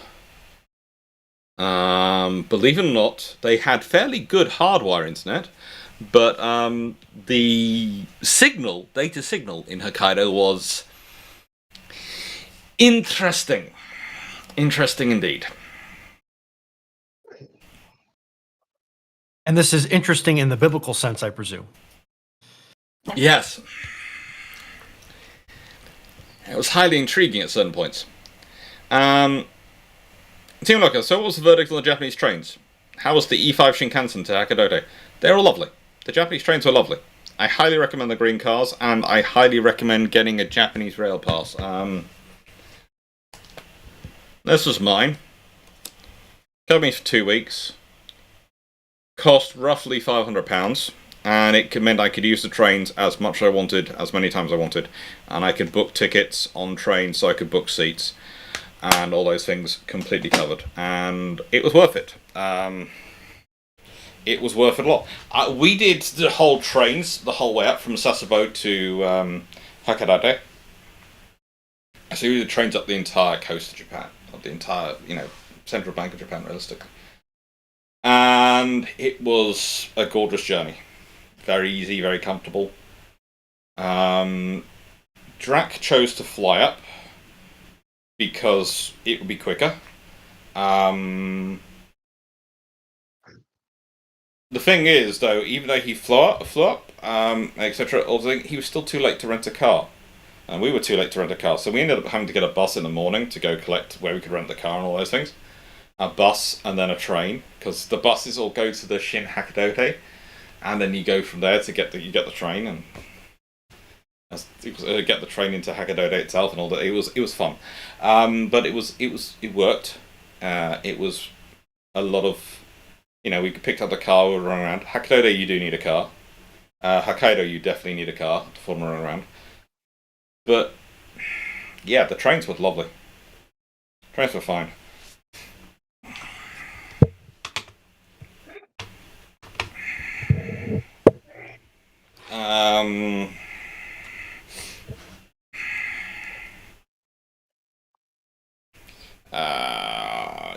You should Minecraft Watcher. What if the US Enterprise 1800s was not a fifth rate, but rather somehow was built as a first rate ship of the line? Well, if the Americans actually completed their ships of the line and actually had them in the War of 1812, it would be kind of interesting. The thing is, it would mean if the Americans had actual ships of the line, then the British station would have had ships of the line and would be more important. In North America and West Indies station would have been more important and had more ships in it, because it would have been justifiable. The British, in many ways, reacted to the American posturing. And that would also meant that the Americans would have had the necessary ships necessary to fight their way out to allow their frigates to go raiding even after the blockade had begun, but also mean there's probably going to be a ship of the line battle style engagement off the American coast at some point, which could be an interesting piece of history. Because it could go in different ways. If the Americans only got 1 or 2 ships of the line, then the odds are the British turn up with 5 or 6 third rates and maybe a first rate to lead them and go, right, you've got 2 first rates, great. We're just going to outnumber you. If the Americans have got a squadron of 6 or 8 first rate ships of the line, then that's a bigger problem. That's something which you need a major fleet to deal with. Because that's a lot of firepower. A lot of firepower. Oh, sorry. You okay, Dragon? Welcome back. You trying to feed Foxo again? Close enough. He's just deploying Anthrax, trying to defeat me, giving her food. Okay. You two have the weirdest love relationship I've seen. Night. Okay, so this is another World of Warship tier question, and honestly, I'm going to say it's going to be the last World of Warships tier question this evening because, frankly, yeah, there have been a lot of them. If the Swedish built the World of Warship tier 8 battleship Einton, armed with 9 381mm guns and 8 120mm guns, 56 40mm AA, and 8 533mm torpedo tubes in World War II, would that be an unacceptable threat to Germany? Well, if they built it before the war, and it's before the war, it's going to be a threat to Germany, but Germany's not going to go hunting for a fight with it. And that's also, it's a case of, there's a lot of Swedish equipment which is a threat to Germany, but picking a fight over it is just going to add to the war problems they've got. So yeah.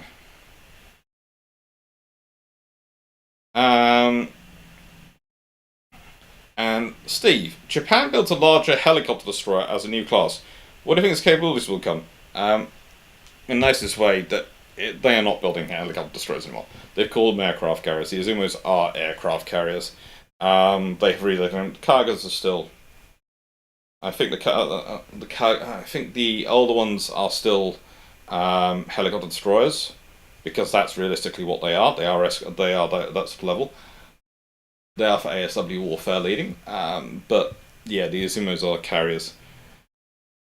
Like carriers, but they're carriers. I think the next generation, as I said, is probably going to be an LHD, and then it's going to be another class of carriers. Hey, Dr. Dan. How you doing? I take it you and Fleet have found somewhere safe to talk from. Do I need to get out the emotional support submarine for you, Dan?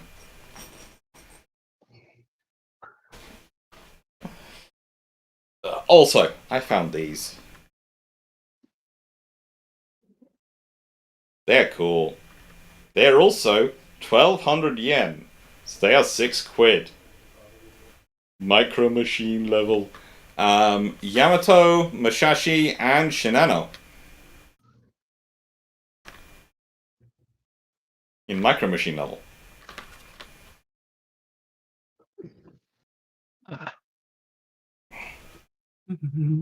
They're cool. They're very cool. Okay. Next question.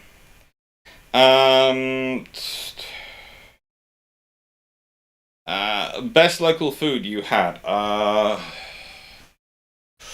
Okay, it's going to sound strange. It's Kobe beef, but it was in Kobe, we went to this. I did a video about this Rook's restaurant, and the three of us were literally the three of us. Glyn, myself, and Dan were wandering along, hunting food, and we tried a couple of places for a steak, and they were highly recommended, and they had been busy, and then we wandered along this back street because I'd been told about this place. And it was pretty much empty. And we went in, and the options on the menu were lean beef, or lean steak, or sirloin steak. That was your options. HR has been updated with that. Our HR rep is going to deal with the offender appropriately at the appropriate time. And the steak was, it was just gorgeous, and it was pretty much chef's table what we got, because the other party left, and it was literally us three sitting at the bar as the chef cooked, and then they served. And you didn't get an option of sides or anything. You just got, you can choose your steak, and you're getting this stuff with it. That was it, and it was gorgeous. It was gorgeous. Were you happily living life as a mini Ron Swanson? It was gorgeous, and Ron Swanson would have, if Ron Swanson had found that restaurant, he would have moved to Japan. They have woodworking, they have whiskey, they have beef. They have the finest steak you can have, and also, they are a culture which actually doesn't mind if you don't want to speak to people. Actively encourages it in some ways.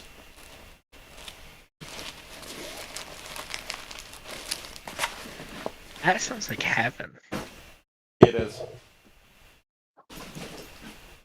Now I need we need to get crap. What's that actor's name?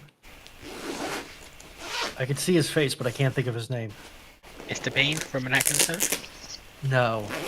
The guy who plays Ron Swanson? Yeah. Who actually seems to be a pretty stand-up guy.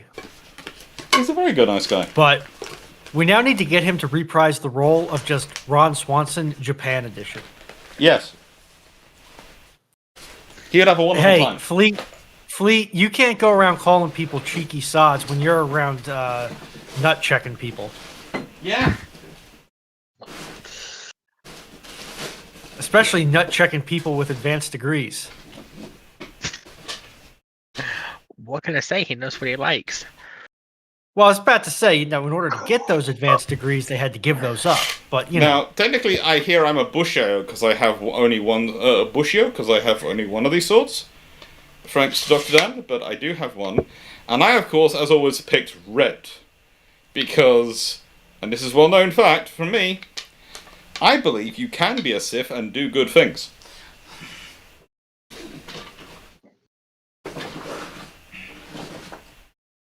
I'm going to let Dragon handle that one because his Star Wars lore is actually better squared away than mine is. I feel something summoning me. Wow, me explicitly calling you out by name is... I'm sorry, I've been hunting a Pokemon of disaster. Hey, stop calling Fox a Pokemon of disaster. That's cruel. Accurate, though. He'll never take me alive. Alive! Sorry, you were saying. Twinkie. You got any paper, Dragon, while we're here? Yes, in the chest. So useful. So useful. But yeah, that place was... Fleet of Oceans is actually putting down his burger to respond. Oh god. Oh god, he actually put down a burger?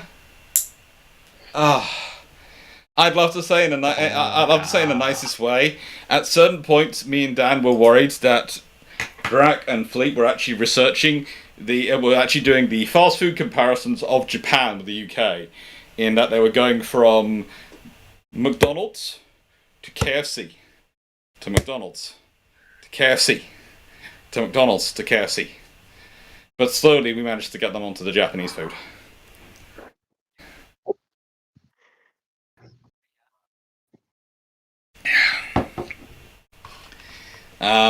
It was fun. It was a lot of fun. Or what? Now, during AC-75, during your Japan trip, have you picked up any change in music concerning incoming PM with defense spending budget? Not really. I think they're just building in more of it. They're building in more. They are building in more.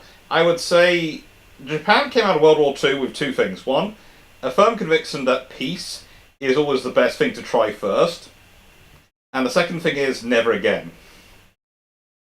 And never again do they want to find themselves in a situation where they are having some of the things that had done to them done. They don't want to cause it to be done to them, but if they're sitting in a situation where other people are willing to cause it to them, they want to be in a position to defend themselves. And that's what I see them doing. Take on things. Mm-hmm.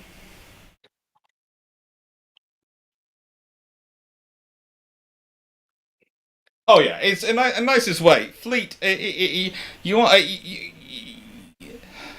you know, Fleet. If you're having a burger, how does it compare to your favourite meal of the entire trip, which was apparently the Mikasa Cafe burger, which I admit was very, very good. I do admit was very, very good. But literally, you have said that was your favourite restaurant of the entire trip. Okay, that came out of nowhere. Fleet, you know better than to use that language on this channel.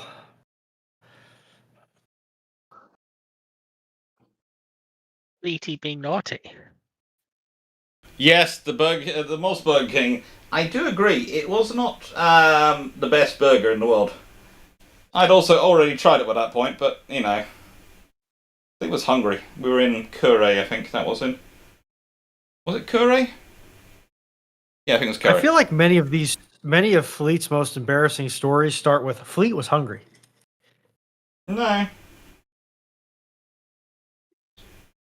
I have to say, thanks to Fleet, we've had lunch more often than any other trip we've been on in shipshape. So, Steve, there wasn't really any need to time Fleet out. Stafford got his earlier message.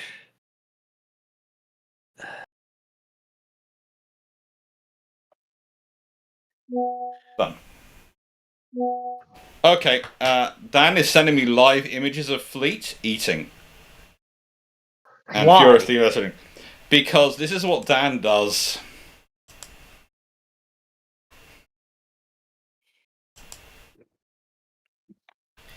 I just don't know why Dan wants to torture you in such a manner.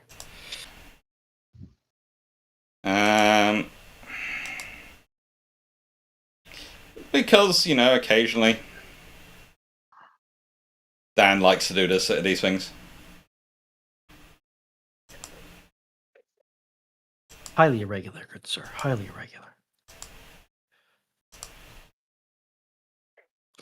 There we go. There is my colleague currently in currently responding and chatting away as we speak. Fleet, your burger is about to completely disintegrate in your hand, but all this talk about a burger makes me want to make one. So I'll be back in a couple of minutes. Yeah. Okay. Yeah. Lunch is time that could be spent naval historizing wasted. Yes. Doc. That is true. That is our normal policy, but Fleet like lunch. Question: how one make burger? Make burger. First one fire up grill or griddle equivalent. Second one slap meat onto heated grill or griddle equivalent. Wait 5 minutes, then flip meat. Wait 5 minutes, then remove meat. Place meat on bun with toppings of choice. And then consume. Even on the the bit where you need to actually cook various toppings, potentially what topping is, such as bacon. Never made burger before. I've made burger. Making burgers is fun. Making your own burgers is cool. Then if I ever do get to your side of the Atlantic, assuming all the passport shenanigans means I can actually leave and re-enter the country, then I will show you how to make a passable burger. All right. Oh, is that what Fleet was doing with the nut checks? Yeah, he actually, no, honestly, I think the part of the trouble was Fleet couldn't eat it. Wasn't eating the big breakfast we normally do, and yeah, normal policy is big hotel breakfast and a relatively early dinner. Hydration and all things through. That's an indication that I would fit in really well with Shipshape because I eat a very light breakfast, then almost nothing until dinner. Yeah, that's pretty much my policy. But yeah, Fleet was. What can I say? Some of our colleagues did not react well to the Japanese breakfast. Some went shopping and just went to the local bakery and just went, yeah, I'll have that. Others were differently. YouTube Minecraft Watcher. What if in 1939 all American battleships became copies of USS Maine in World of Warships? America is very, very happy. And everyone else panics. Senecanera, are there accounts of naval brigades or other land operations coming back to their ship and feeling safe again? Honestly, most naval brigades tend to feel safe when they're ashore. During the Boxer Rebellion, things like that, they get back to their ships, they're happy. But yeah, it's gonna sound strange, but the period we're talking about, people don't always document their feelings, which is why people sometimes think they didn't have them. But I'd say it's more the fact that the modern world we tend to document our feelings more, whereas it was not always considered relevant to the conversation or something you put in those discussions in the earlier times. And I can understand why. But these days, the psychological imperatives have changed a bit. There is able to be communication, all sorts of things, and it's good. It's good. It's necessary for modern warfare because the modern world is different. If you consider in the 1850s and 1870s when you did these things, you would go out, you'd do the fighting, and then you'd probably be a few months before you got home, and so you'd have time to work through your things with your colleagues. These days, you could go out to operations, and then they can go, oh yeah, we need you back at home immediately to take on this another role. And so they will stick you in a plane, and you'll be back home, and you'll be expected to transition from warfighting to civilian to, let's say, Ministry of Defense operations within hours or days.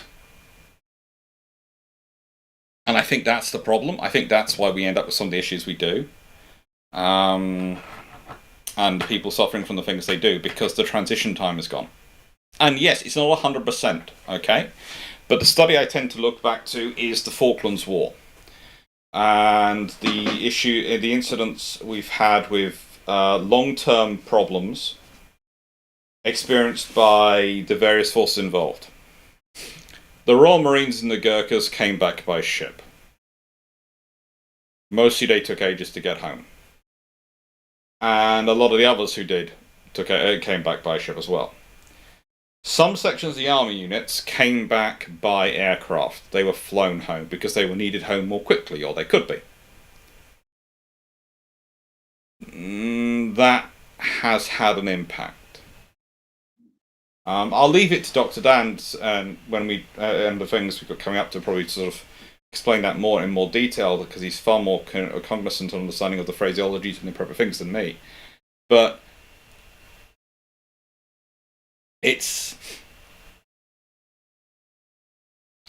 a case of the ones coming back by the slow method had more time to work through with groups, more time to second guess themselves, talk about things in the ship's bars, and discuss things and not live in their head as much. They had time to decompress, to transition between the two. And so that means that by the time they get back, they are returned to an equilibrium. It probably isn't the same equilibrium they were at when they left, but it's an equilibrium. Whereas these days, you don't have that time necessarily. In fact, you often don't have that time because of the pressures of the system. And so, yeah. And Fleet did use chopsticks. And it took him a little while to learn, but he got there and he got good with them. He was more confident by the end. I still maintain chopsticks are proof that the Italians copied spaghetti from the Japanese and from the East, but they didn't get the actual method of how to actually use them. Because I still swear, and it's easier to pick up noodles with chopsticks than it is spaghetti with knife and fork. Additionally, going back to my own degree, one of the core components of PTSD is that you have a traumatic event occur to you which you do not have time to process. Yeah. Which is why some of the most effective methodologies of, I guess, unwinding PTSD for patients is to walk them through the traumatic event and essentially have them relive the event in a safe and controlled environment. Yeah. And if you are stuck on even a fast passenger liner coming back from the Falklands or the Pacific or Europe, you have far more time to do that with people who experienced similar or the same thing, and therefore begin the healing process. Whereas, nowadays it's, oh yeah, we'll slap you on a transoceanic 747 and you'll be home and on leave within 3 weeks. Sometimes within days. Yeah. Literally, you'll come home and they'll go, right, I'm going to give you all you want. Here, go have leave, because that's what everyone wants. And it's almost the worst thing to give them. And on top of that, previously, at least in the US system, we tended to demobilize units as units. Mm-hmm. And now we tend to demobilize as individuals. Individual soldiers, sailors, and airmen. Mm-hmm. And as a result, you are leaving your buddies behind, which can, for some service members, exacerbate problems. I would say it's also the other thing is, there's all sorts of issues with that, but yeah, it's part of the history. Let's hear, if in World War One the British built 2 Gorgon, 4 Erebus, 4 Marshal Ney, 21 Lord Clive, and 14 Abercrombies, who's likely to want to buy ships from the fleet of 21 Lord Clive and 13 Abercrombies? No one. Some might buy some, but honestly, most people weren't in the desire for monitors. The thing is, what you could do is have people. It depends again on the Washington Naval Treaty and the things contacts going on. That's a lot of firepower wandering around on the ships. But yeah, most likely the odds are, if they are bought by anyone, they're bought by Dominions who want to build, or various other parts of the British Empire, which will buy the ships to install the turrets on land positions. Because that's a lot of working turrets you could install for area defense.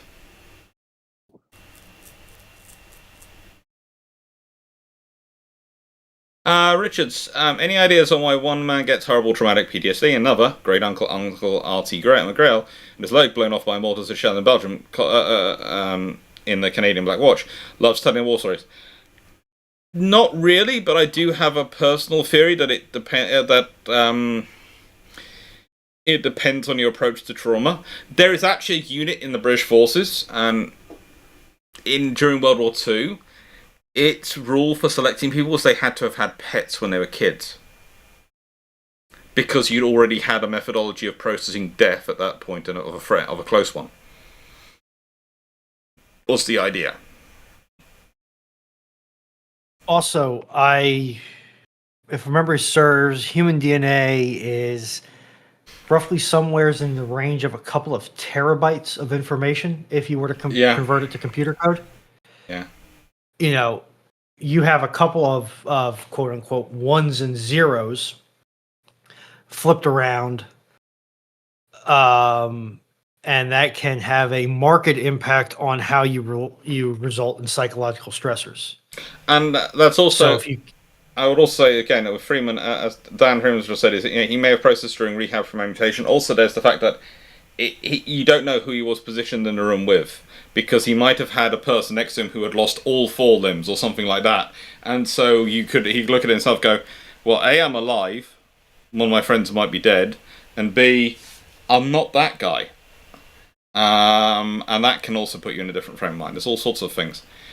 Steve, no more new questions. Let's say no new questions from now on, because it's been roughly 2 hours, and so I want to finish off the questions, but I don't want to take them anymore. Because I'm going to go have breakfast. go ahead. Carry on, Ronald. Don't worry. You have people who try and hide and bury the things that concern them, and then you have people who laugh at them. I trend towards laughing at them because, as I say, either I laugh at it or it drives me insane. So I choose to laugh at it.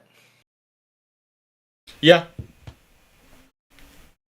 Some people are just good at acting. That too. Because talking a lot with my grandparents who lived through the Irish Troubles, it was a case of you never showed you were sad or it was affecting you, because that wasn't what men did. Yeah. Like, sort of, if you thought you weren't looking, he would never tell you it, but you could always see the long stares. Yeah. And especially when we're kids, we don't really notice what's going on the inside with the older folks. No.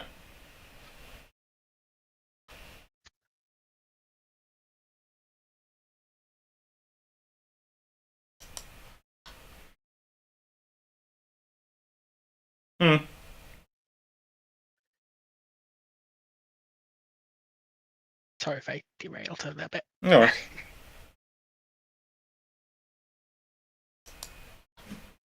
No worries.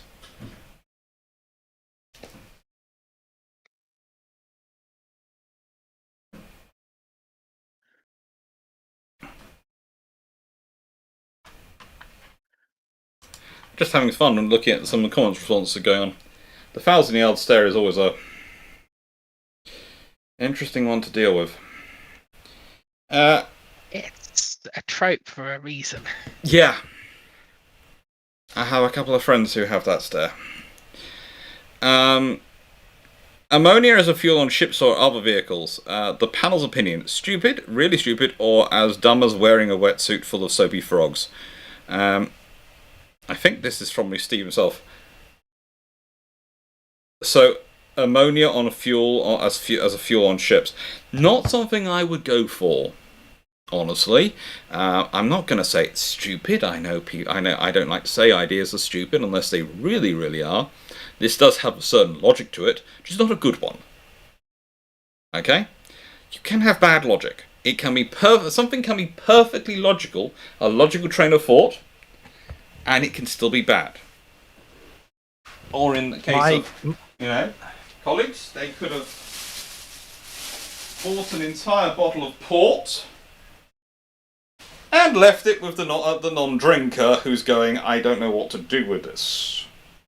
And when I say I don't know what to do with this, there is quite a lot of the port left. So if any of our colleagues happen to be in Japan and like port, if they and are close by Tokyo, then tell me, I will drop this off of them. But, yes, I have a bottle of port that if,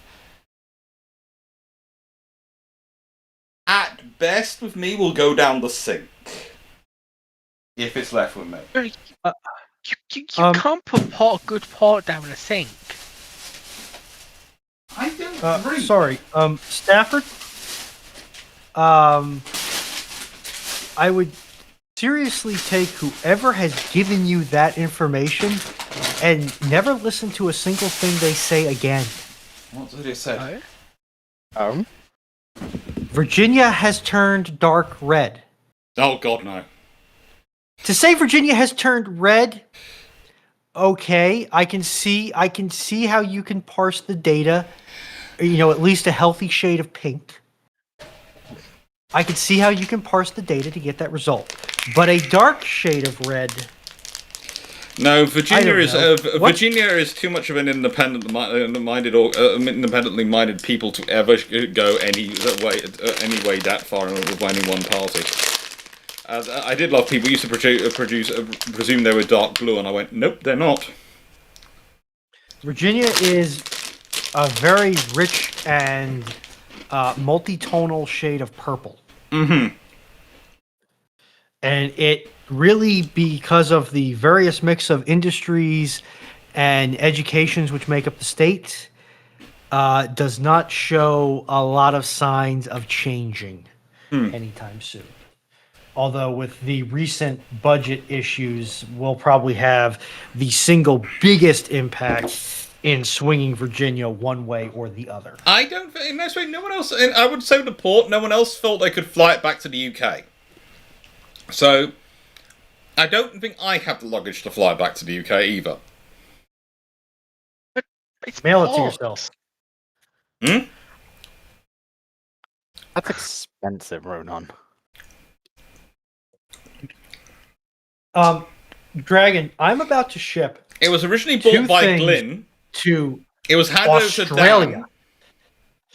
Sorry, Karen. I am well aware of how expensive transcontinental shipping is. Because that'd be a waste of port, and port is good. Oxo, quite like I know, well, I know, but I don't drink alcohol. Because it's any port in a storm. Ouch. Look. Ouch. Oh, Foxo. that's horrendous. That's a horrendously bad In a nice pun. way. Oh, God. Ow. Glyn bought Honestly, it. that's one of the better ones. And no one else. It's been passed around the group to be drunk. Dan was supposed to drink it. Drac was supposed to help him out. Jacob, everyone was supposed to help it out. It is good port. I'm just not flying it home. And nice way, Well, you wouldn't be- I have too many books in my baggage allowance already that I have 2 bags which are both orbiting at the 20 kilogram mark. I'm allowed 2 23 kilogram bags, and I'm far too close to the 20 kilogram in both. Well, you wouldn't be flying it home. The airline would be flying it home. It would just be part of your luggage. Yeah, and then I have to Unless take he's it. part harpy. He could be part harpy, Ronan. We don't discriminate. No. I think for better or worse, Dr. Clarke is 100% English English bloke. Blech. Yeah, but do you know how broad the term English bloke is? Yeah. Yes, it's the same thing as saying 100% American bloke. Yeah, ammonia on ships is basically not a good idea. Fish. Like I would, if you said you wanted to, back to the original question, if you wanted to say that you wanted an ammonia fueled ship, I would be asking you significant questions about what kind of performance upfit you were getting to use such a interesting fuel source. Mm-hmm. Ammonia in any confined space sounds like a horrible idea. Yeah. Wait. It also means you can't use a lot of chemicals, cleaning chemicals on the ship. Yeah. Because what does ammonia and bleach make? Mustard gas. Yeah.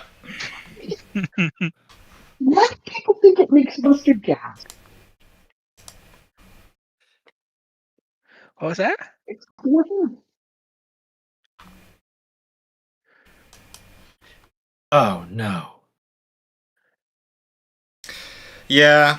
What I did find funny was, I will say this, people were wondering what the restraining order on Fleet was, literally, and I think I already admitted this, literally the restraining order was, if we keep a certain distance between him and us, he won't talk to us on the train. We found we had to be separated by at least 2 seats in any direction for us to be safe from that. That was the restraining order. It didn't work. He got up and walked to us. Even when we were in separate carriages, he walked to us. Very rude. Yeah, he was nice though. He came to say goodbye. When I was off on my trip to Morioka, he wanted to say goodbye to me before I disappeared off on it, just in case I think he thought if I didn't come back. Because the team does find it strange that I disappeared. I spend my whole time telling them to stay together as a group. And then I disappear off on my own. And the simple rule is, there is one rule for all of you, because you get lost. And there is one rule for me, who finds his way back. Also, I have never had to go hunting for myself. I have had to go hunting for all of them at various points.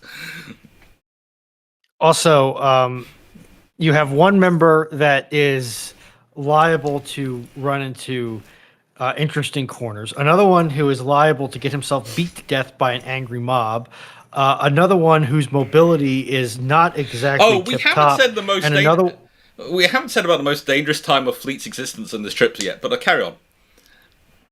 and another one who likes to find gambling dens. Yeah. Fleet. With alarming regularity. If anyone wants to hear about the most dangerous period for Fleet in this trip, it was when we were in the middle of going around the Hiroshima Memorial, and he decided to have wanted to have a discussion about whether or not it was actually better for the world that they nuked Japan, because otherwise the nukes would have been used in Korea, where we wouldn't have been able to study the data and understand how bad the weapons that we were unleashing were. And whilst it's a perfectly fine theoretical discussion to have, because I never disagree with having any of these theoretical discussions, it's worthwhile discussing to work it through. In the middle of the Hiroshima Memorial, when you are surrounded by Japanese grandmas, etc., and school children, looking at all the children then the stories of the children, mostly who were died and who were affected by the bomb, not the place. I'm in a place, Fleet. I think it did Crack also almost get lynched doing something similar. Yes, he wanted to discuss the structural integrity. And that was Glyn who saved him, though.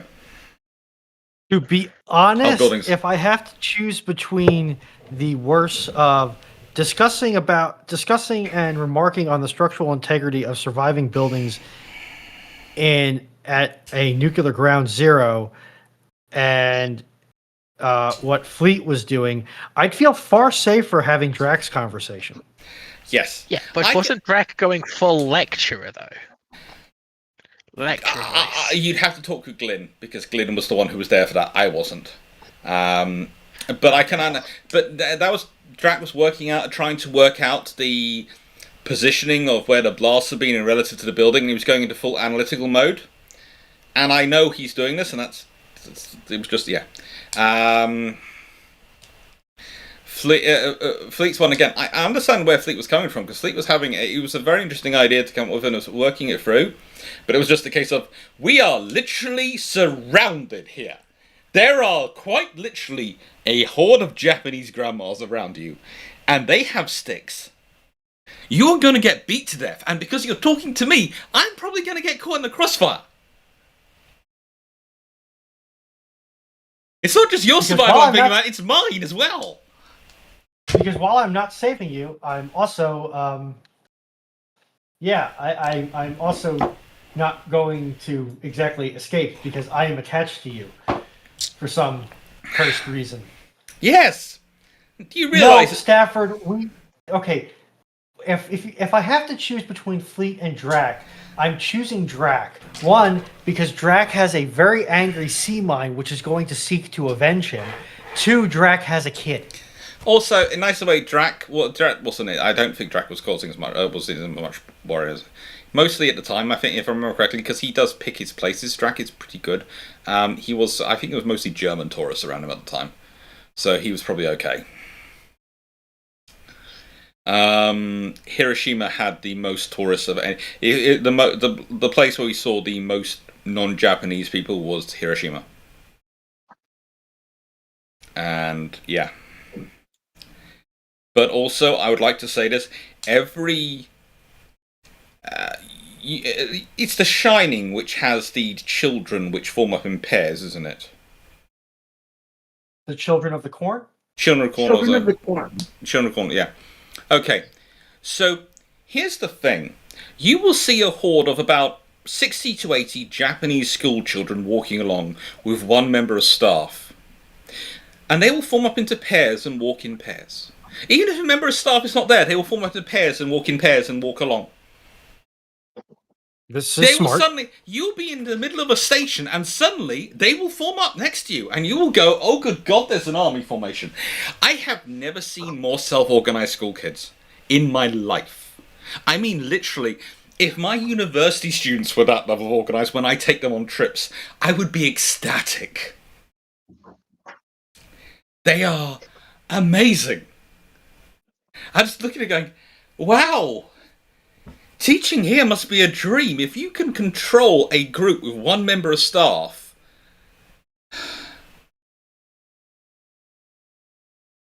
Yeah, it's just. So you figure they're probably not going to try to climb up to the spotting top in the old sailing ship. No, they wouldn't. In the nicest way, this was the thing that Drac noticed a lot, and I noticed as well. In everywhere other country we go to, the museum ships, to prevent you climbing places, have big plastic sheets, everything to stop you getting hold of the ladder. In Japan, a single notice, just a simple notice, will stop you.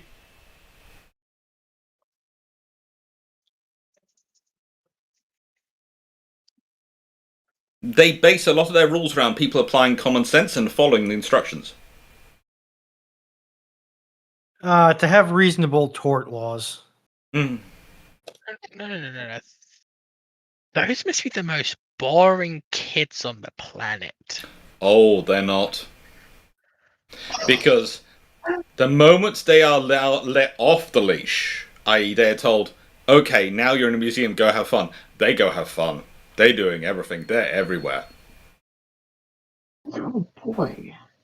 And the nicest thing was watching poor Fleet try and cue them to get to fly the airplane simulator. I got pictures of him.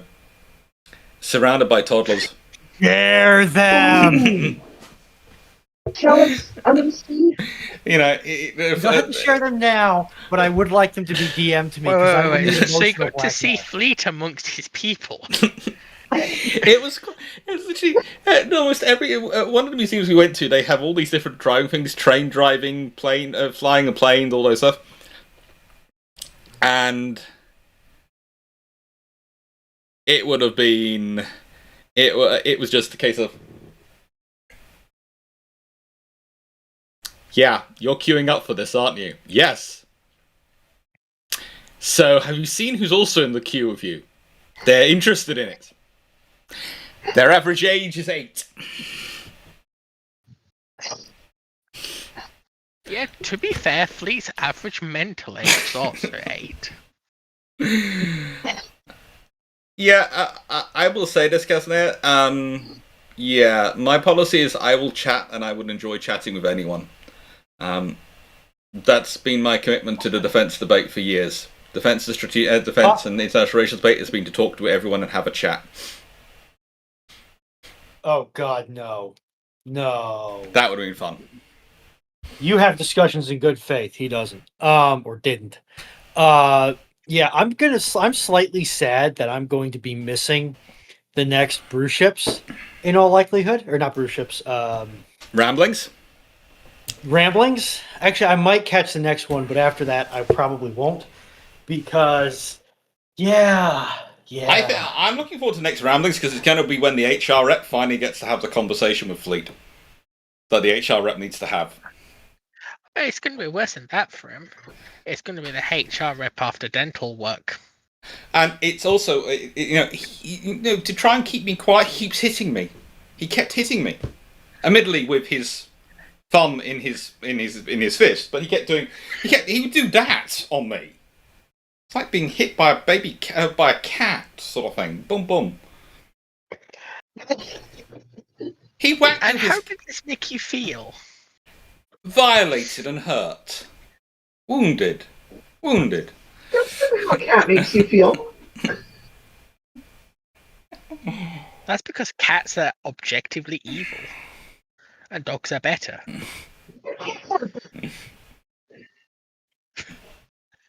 But no, I feel the study is slightly biased.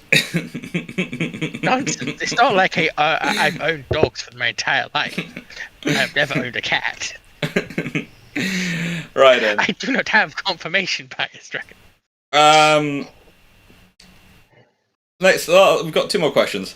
Fisher, 1906. If Japan didn't build the Yamato class, what could they have constructed instead? Cruisers and carriers, but probably some regular battleships as well.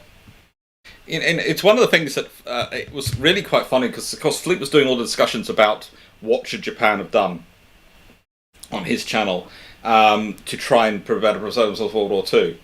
And it's when we were walking around and we're looking at yards, and we did a lot of port tours. You might notice we've done a lot of port cruises, etc., and looking at infrastructure. And he's going, they weren't using even all this infrastructure, and there are yards they are not using at all for construction due to politics in the 1930s. And go, yeah. So they could have built ships, even once they were from treaties. There were more spaces they could have been building ships, but they weren't. And infrastructure they weren't using. Yeah. They still didn't have enough infrastructure, even if they used it all. But there's a whole lot they weren't actually using. Did they have the resources to utilize it? Mm-hmm. Are you telling me fascist states are inefficient at allocating resources? The Japanese weren't fascist. They're authoritarian democracy more than fascist. Authoritarian sort of quasi-democracy. Then it's one of those things of the Japanese. It's. I always object to Japan being classified as a fascist state because it really isn't. They are their own form of authoritarian dictatorship, and it is very much Japanese. If you'd come to Japan and said down with Jews or anything like that, they'd have looked and gone, "What are you talking about? That's not us at all. That we've got other things we're doing." It's a very, very. The fascism is more of a European thing. Japan, it's more of a.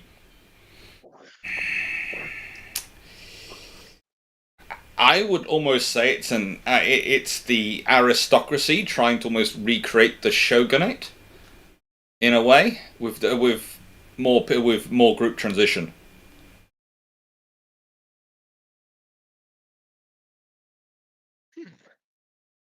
That's always more.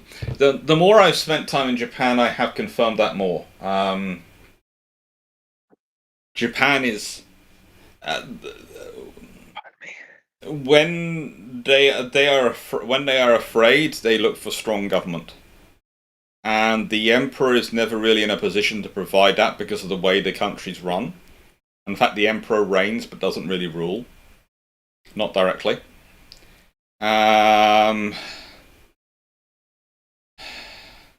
Yeah.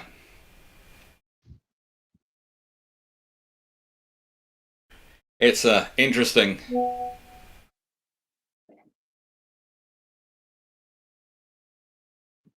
But I think sometimes people look at it and go, this has got similarities to fascism, so it is fascism, and it's not. It's not. I've seen authors do a lot of intellectual hurdles to do that, and a lot of selective information. Japan is not. Japan has there are certainly fascistic points in their governments, but also not really. It's more a case of it's very much Japanese authoritarian right wing, but not really it's interpreting the will of the emperor, not really fascism. And there again, I do point out that the only real dictator in the whole group is Hitler, because let's be honest, Mussolini is such a strong dictator that his Senate, the people in his Senate are getting up every day, not just before the war, but during the war, and basically calling him an idiot. And, in far more fruity language than I'm prepared to use on my stream. Also, too, one thing that you have to remember is that Hitler didn't have anybody above him who could cause him significant problems. Mussolini and Togo both had somebody above them who could cause them extreme problems if they decided to break with them. And let's be honest, eventually it was the other faction which brought down Togo. It was what I would call the Mitsumasa Yonai faction, which brings down Togo. And it's similar with Mussolini. Then again, fascism does have a habit of wearing a lot of different hats and being very localized. I think the trouble is that people are trying to push things into the fascism box. There is realist, and I think that's the problem. Is they tend to go, well, this is localized, local area. Well, then is it really fascism or is it something else? And are we trying to group it into fascism to make it our life easier for categorization than what it really is? Yeah, it's because when you break it down, like actual on a policy level, Italian and German fascism were very different, especially Yes. pre-war. This is why, it's the real fascists are the Italians, the Germans are National Socialists, Nazis, and they're using socialism as cover for a lot of what they're doing on the right are doing, and they are basically socialists are washing their policies.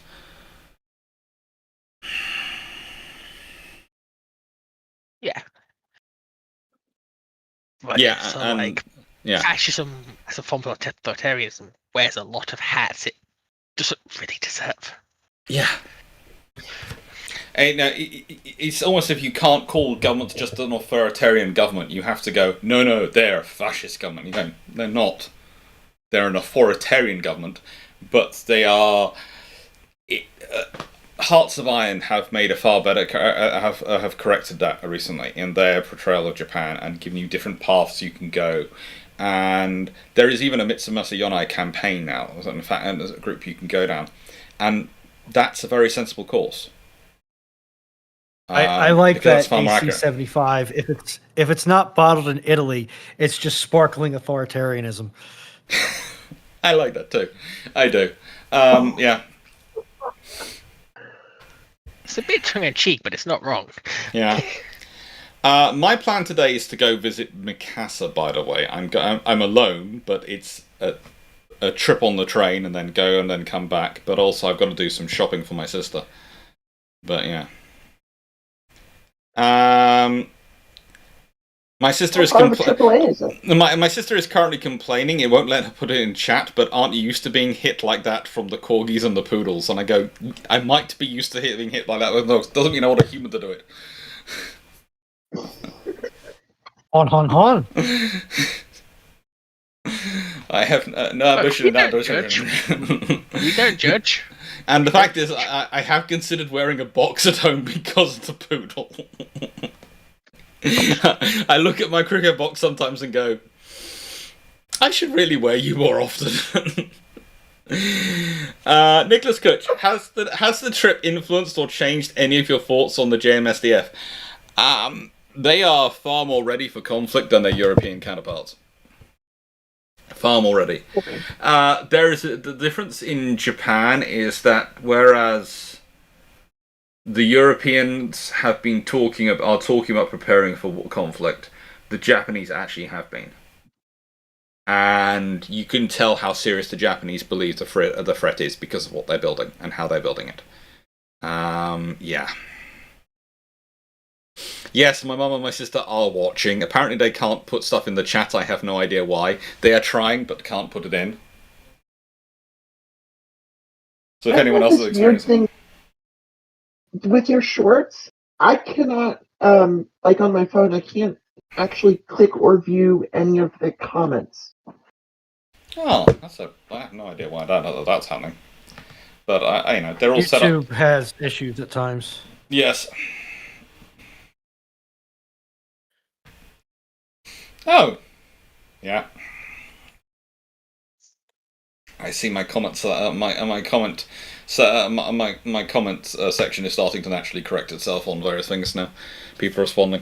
I would also like to point out that I am now at 17,189 subscribers, which means I have to get 2,811 subscribers by Christmas to win the bet with my aunt. So any suggestions for where I can pick up 2,811 subscribers in the next, and I can't believe I'm saying this, in the next 11:41 65 days, please send them through. And yes, we also have, and this is an interesting thing, is we've realised going around Japan that the actual combat arm of the Japanese forces is the Coast Guard. They have seen more action than pretty much any other force in the world, I think, in naval combat since World War II. There seems to be an endless supply of, this is where the Japanese Coast Guard had this ramming operation, or this active engagement with North Koreans, or this and this, and you're going, okay, so are the Coast Guard the real military force of Japan now? They seem to get involved in a lot of engagement. The Shipshape website, it's going to get a whole load of updates. It is going to get a whole lot of things when I get home, but basically I've just been having trouble updating it and doing all the other stuff. One of the problems we have had, and this has happened, is that pretty much everything, because Gareth's not here, everything's pretty much dropped on me. Organisation. Before I arrived, they kept having problems with museums not letting us in and all sorts of things, and after I arrived, most of that went away because I was able to do the organisation I normally do, and most of there have been problems on this trip, and there are things we're going to have to sort out, and one of them is that it can't all drop on me. And I don't mean that in a bad way. Everyone is busy. Everyone has busy lives, but they also need to be set up to be able to they all need to be set up so they can pop in when I need, when I can't do things. And that is the trouble. That as Shipshape has grown in many ways and has got more complex, and this was in many ways the most complex trip we will ever do. We were literally in a country where none of us, because Gareth didn't come, and we didn't fundraise enough money to bring Leslie as well. None of us spoke the national language, and so we depend on Google Translate and all sorts of things to help us get it through and work things through. And it did a good job, but that adds a level of complexity. And then you've got the communications and the organisations, and yeah, it's a thing we can it's a thing we can do, and we will keep doing. And we will try and work on this, but there were a lot of issues, and I owe Gareth probably many pints of beer, because I realised just how much I depend on him and Dan when I'm on these trips. In that Dan usually wanders with me to go do the museum checks the day before we go into them, so we can check up. So usually me and Dan will walk whatever distance everyone else walks a day. We will add on extra 15,000-20,000 steps. So some days during this trip, I think we got 45,000-50,000 steps in a day. We literally broke our shoes. Gareth usually, in the nicest way, organises and coordinates getting the stuff up on the website and getting those things working when he's here.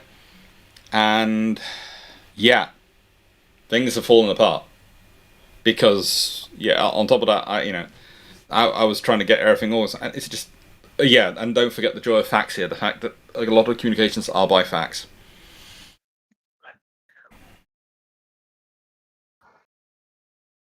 So it's fun.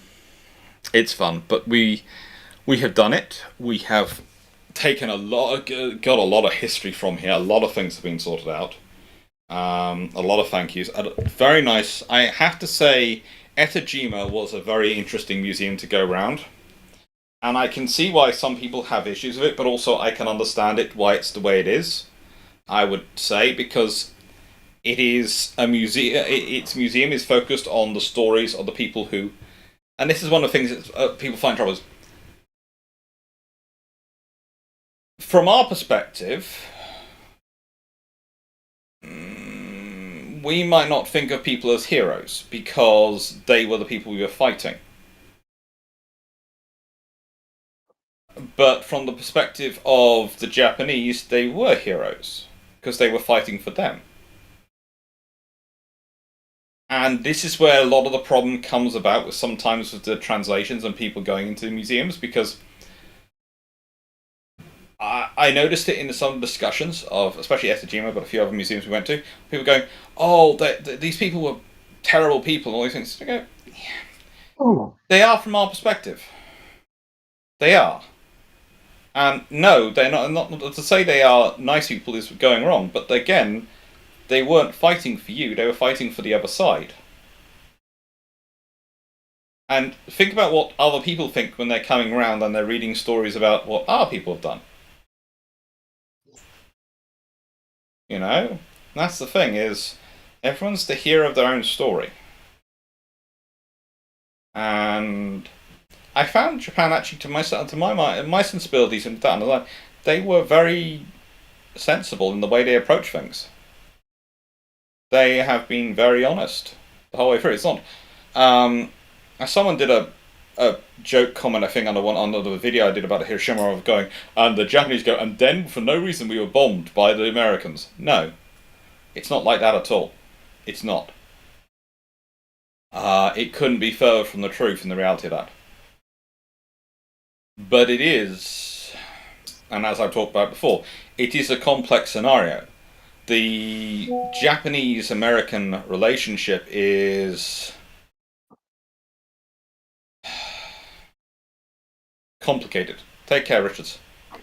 And you can start off, if you look at the museum which we started off with, one of the first museums we went to, has the Museum of the Black Fleet arriving. Of the US Commodore coming in, opening up Japan. And when you're going through that museum, you realise the level of trauma that inflicted on the Japanese public and the Japanese psyche. And the thing is, when you start from that point and you go forward, a lot of the problems between Japan and America make sense. Because the Americans in that time period never acknowledged the trauma that caused. They never accept it's left the lugs in. They think they can build on that. They have a completely honest, good friendship after that relationship. After opening up that way. And you can see that when you look at some of the American discussions of this. And then you start to realize that from the Japanese perspective, that immediately makes the Americans become the people who scared them the most. And that's what built up with it. And the Japanese are always seeking ways to balance themselves and protect themselves in many ways from other powers and America doing the same thing to them again. When they force a massive cultural change, a massive economic change on their country. And you start to... it doesn't excuse their actions. Please note, it doesn't excuse actions. I'm not claiming it does. But when you put it in that context, it starts to give you a logic for what's going on and why they don't communicate well with each other, because there's a fundamentally misunderstanding of that opening, starting their relationship. And that's what leads to a lot of the issues you have later on. A lot of the issues you have later on.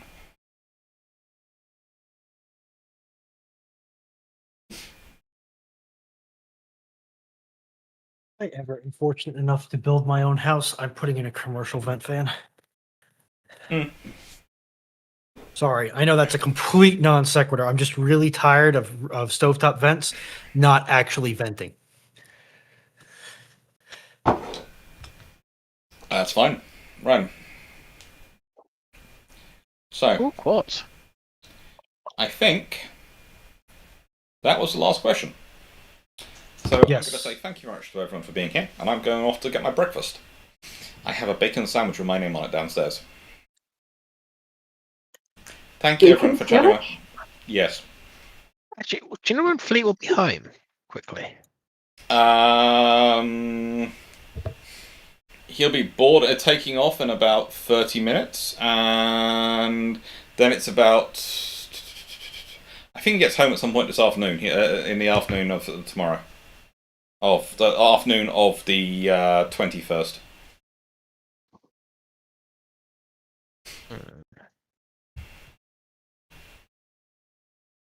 I know. I get home some point on the 22nd. Because Fleetus needs a little bit of discipline by the sound of it. Yeah. The bacon isn't great, but it does. It does the job. It's bacon. Actually, no. I think he gets home on the 20th. Yeah, he gets home on the 20th. He gets home today. Stafford, the actions of one group do not excuse the actions of another group. No. Two wrongs do not make a right. Especially when you're talking about some of the genocides that were actioned under the name of Manifest Destiny in the U.S. Yeah. Let's be honest. It's all fun. There you go. There's the flight time. Apparently, they get into the UK at 10 to 4. Terminal 3. Dan is making sure we are fully aware of what flight they're on and what they're doing.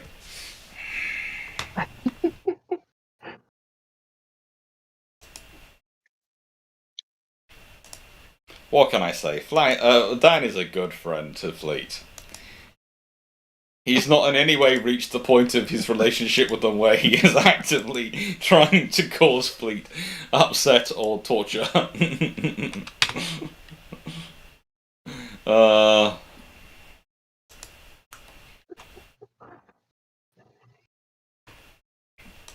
Anyway, thank you very much, everyone, for being here. Take care.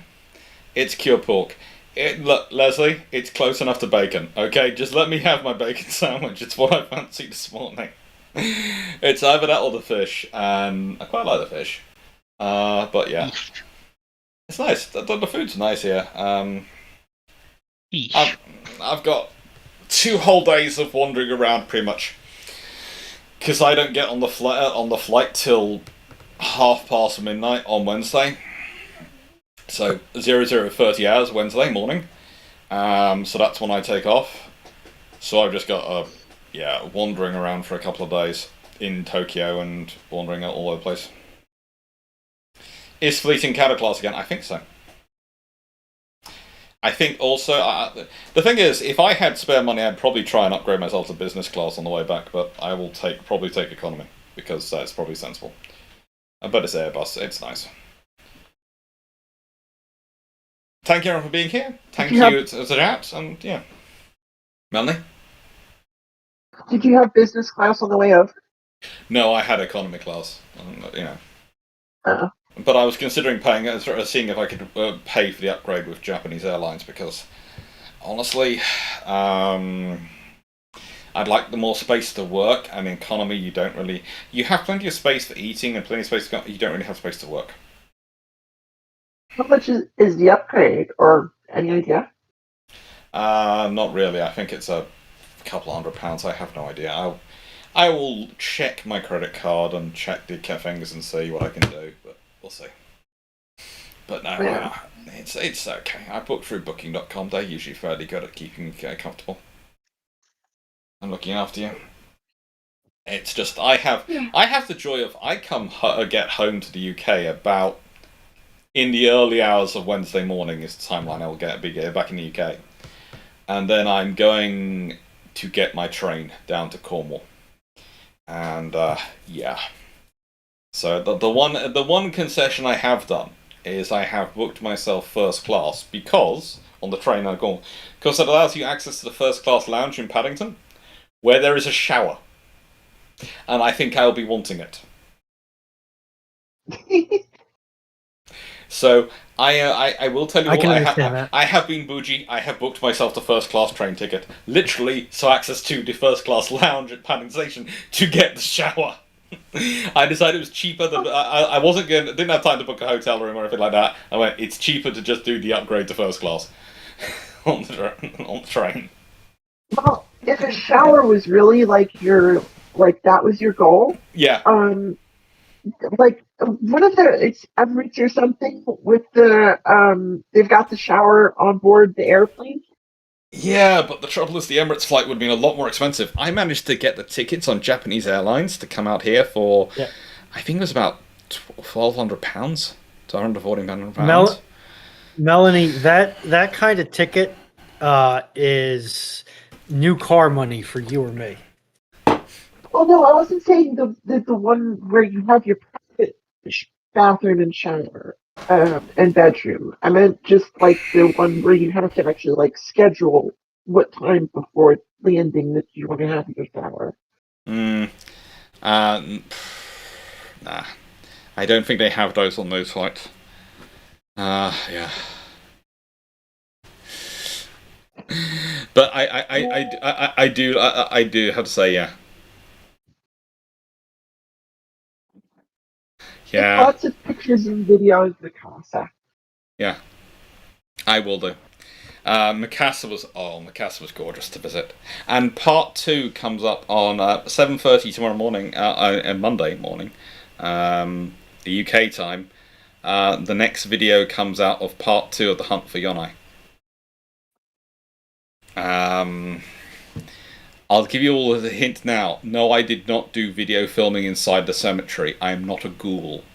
I realised that doing a film in front of a tombstone might have got me a lot of clicks and all those things, but no, I would not do that.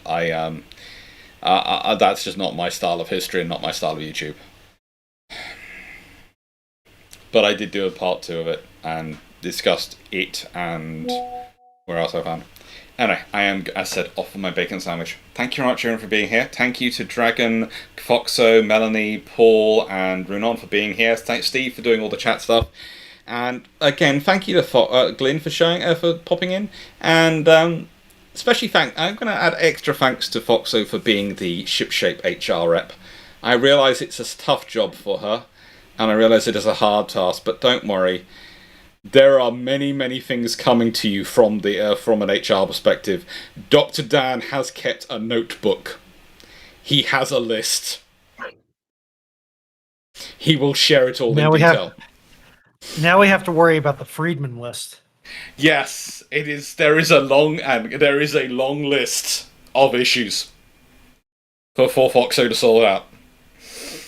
So yes. The things I do for my friends. I know. And of course, Fleet has agreed to accept whatever judgment you impose.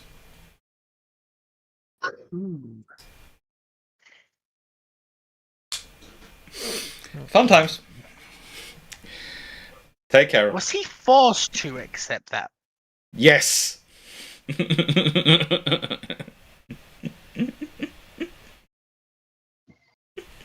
Because Lee tends to run away from my punishments for some reason. Yeah. Honestly, it could be because could be because he hits with his thumbs in his hands, so he can't really do anything. That's just painful.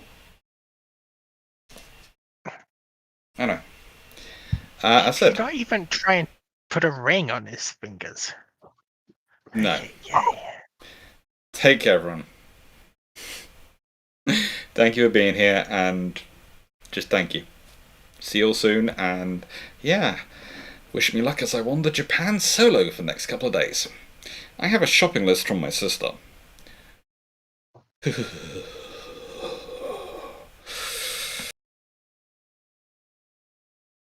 Why is everybody...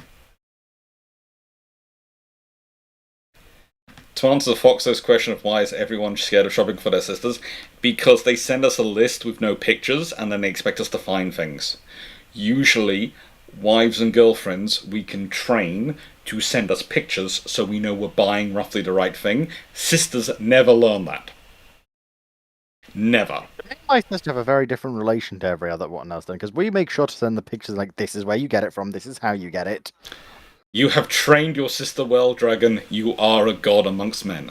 Thank you, Marocharon. Take care and have fun. And no, the ship girl avatar, realistically, the fact is, here's the thing. What Drac got to is, instead of doing HR reports, every time Fleet was causing him annoyance, that was when you get those new pictures coming out with the new variation on Fleet of Oceans pictures and imagery. I kid you not, Drac has about 100 of those ready to go. Okay, so can you put in a good word with Drac for me to send me that file? Because I am obviously, I just want to know this so I can appropriately moderate the relevant servers. Not because, I would never change my profile picture in Fleet server, only in Fleet server to be the feet of Oceans instead of the host of Oceans. But obviously, I would need this just in case it does get leaked and put out there to bad actors, so that I can appropriately moderate. I should warn you, he was actively adding to them on the flight home, so he might have more now. This has just been the way. He tried the similar with me with a ship girl avatar, and I just went, "That's cool, Bruship girl." And I will be working out how to include that in Bruships as we go along at some point. Drac has also come up with his own ship girl avatar. AI, It's fun. Anyway, take care, everyone. Have fun, and thank you for being here.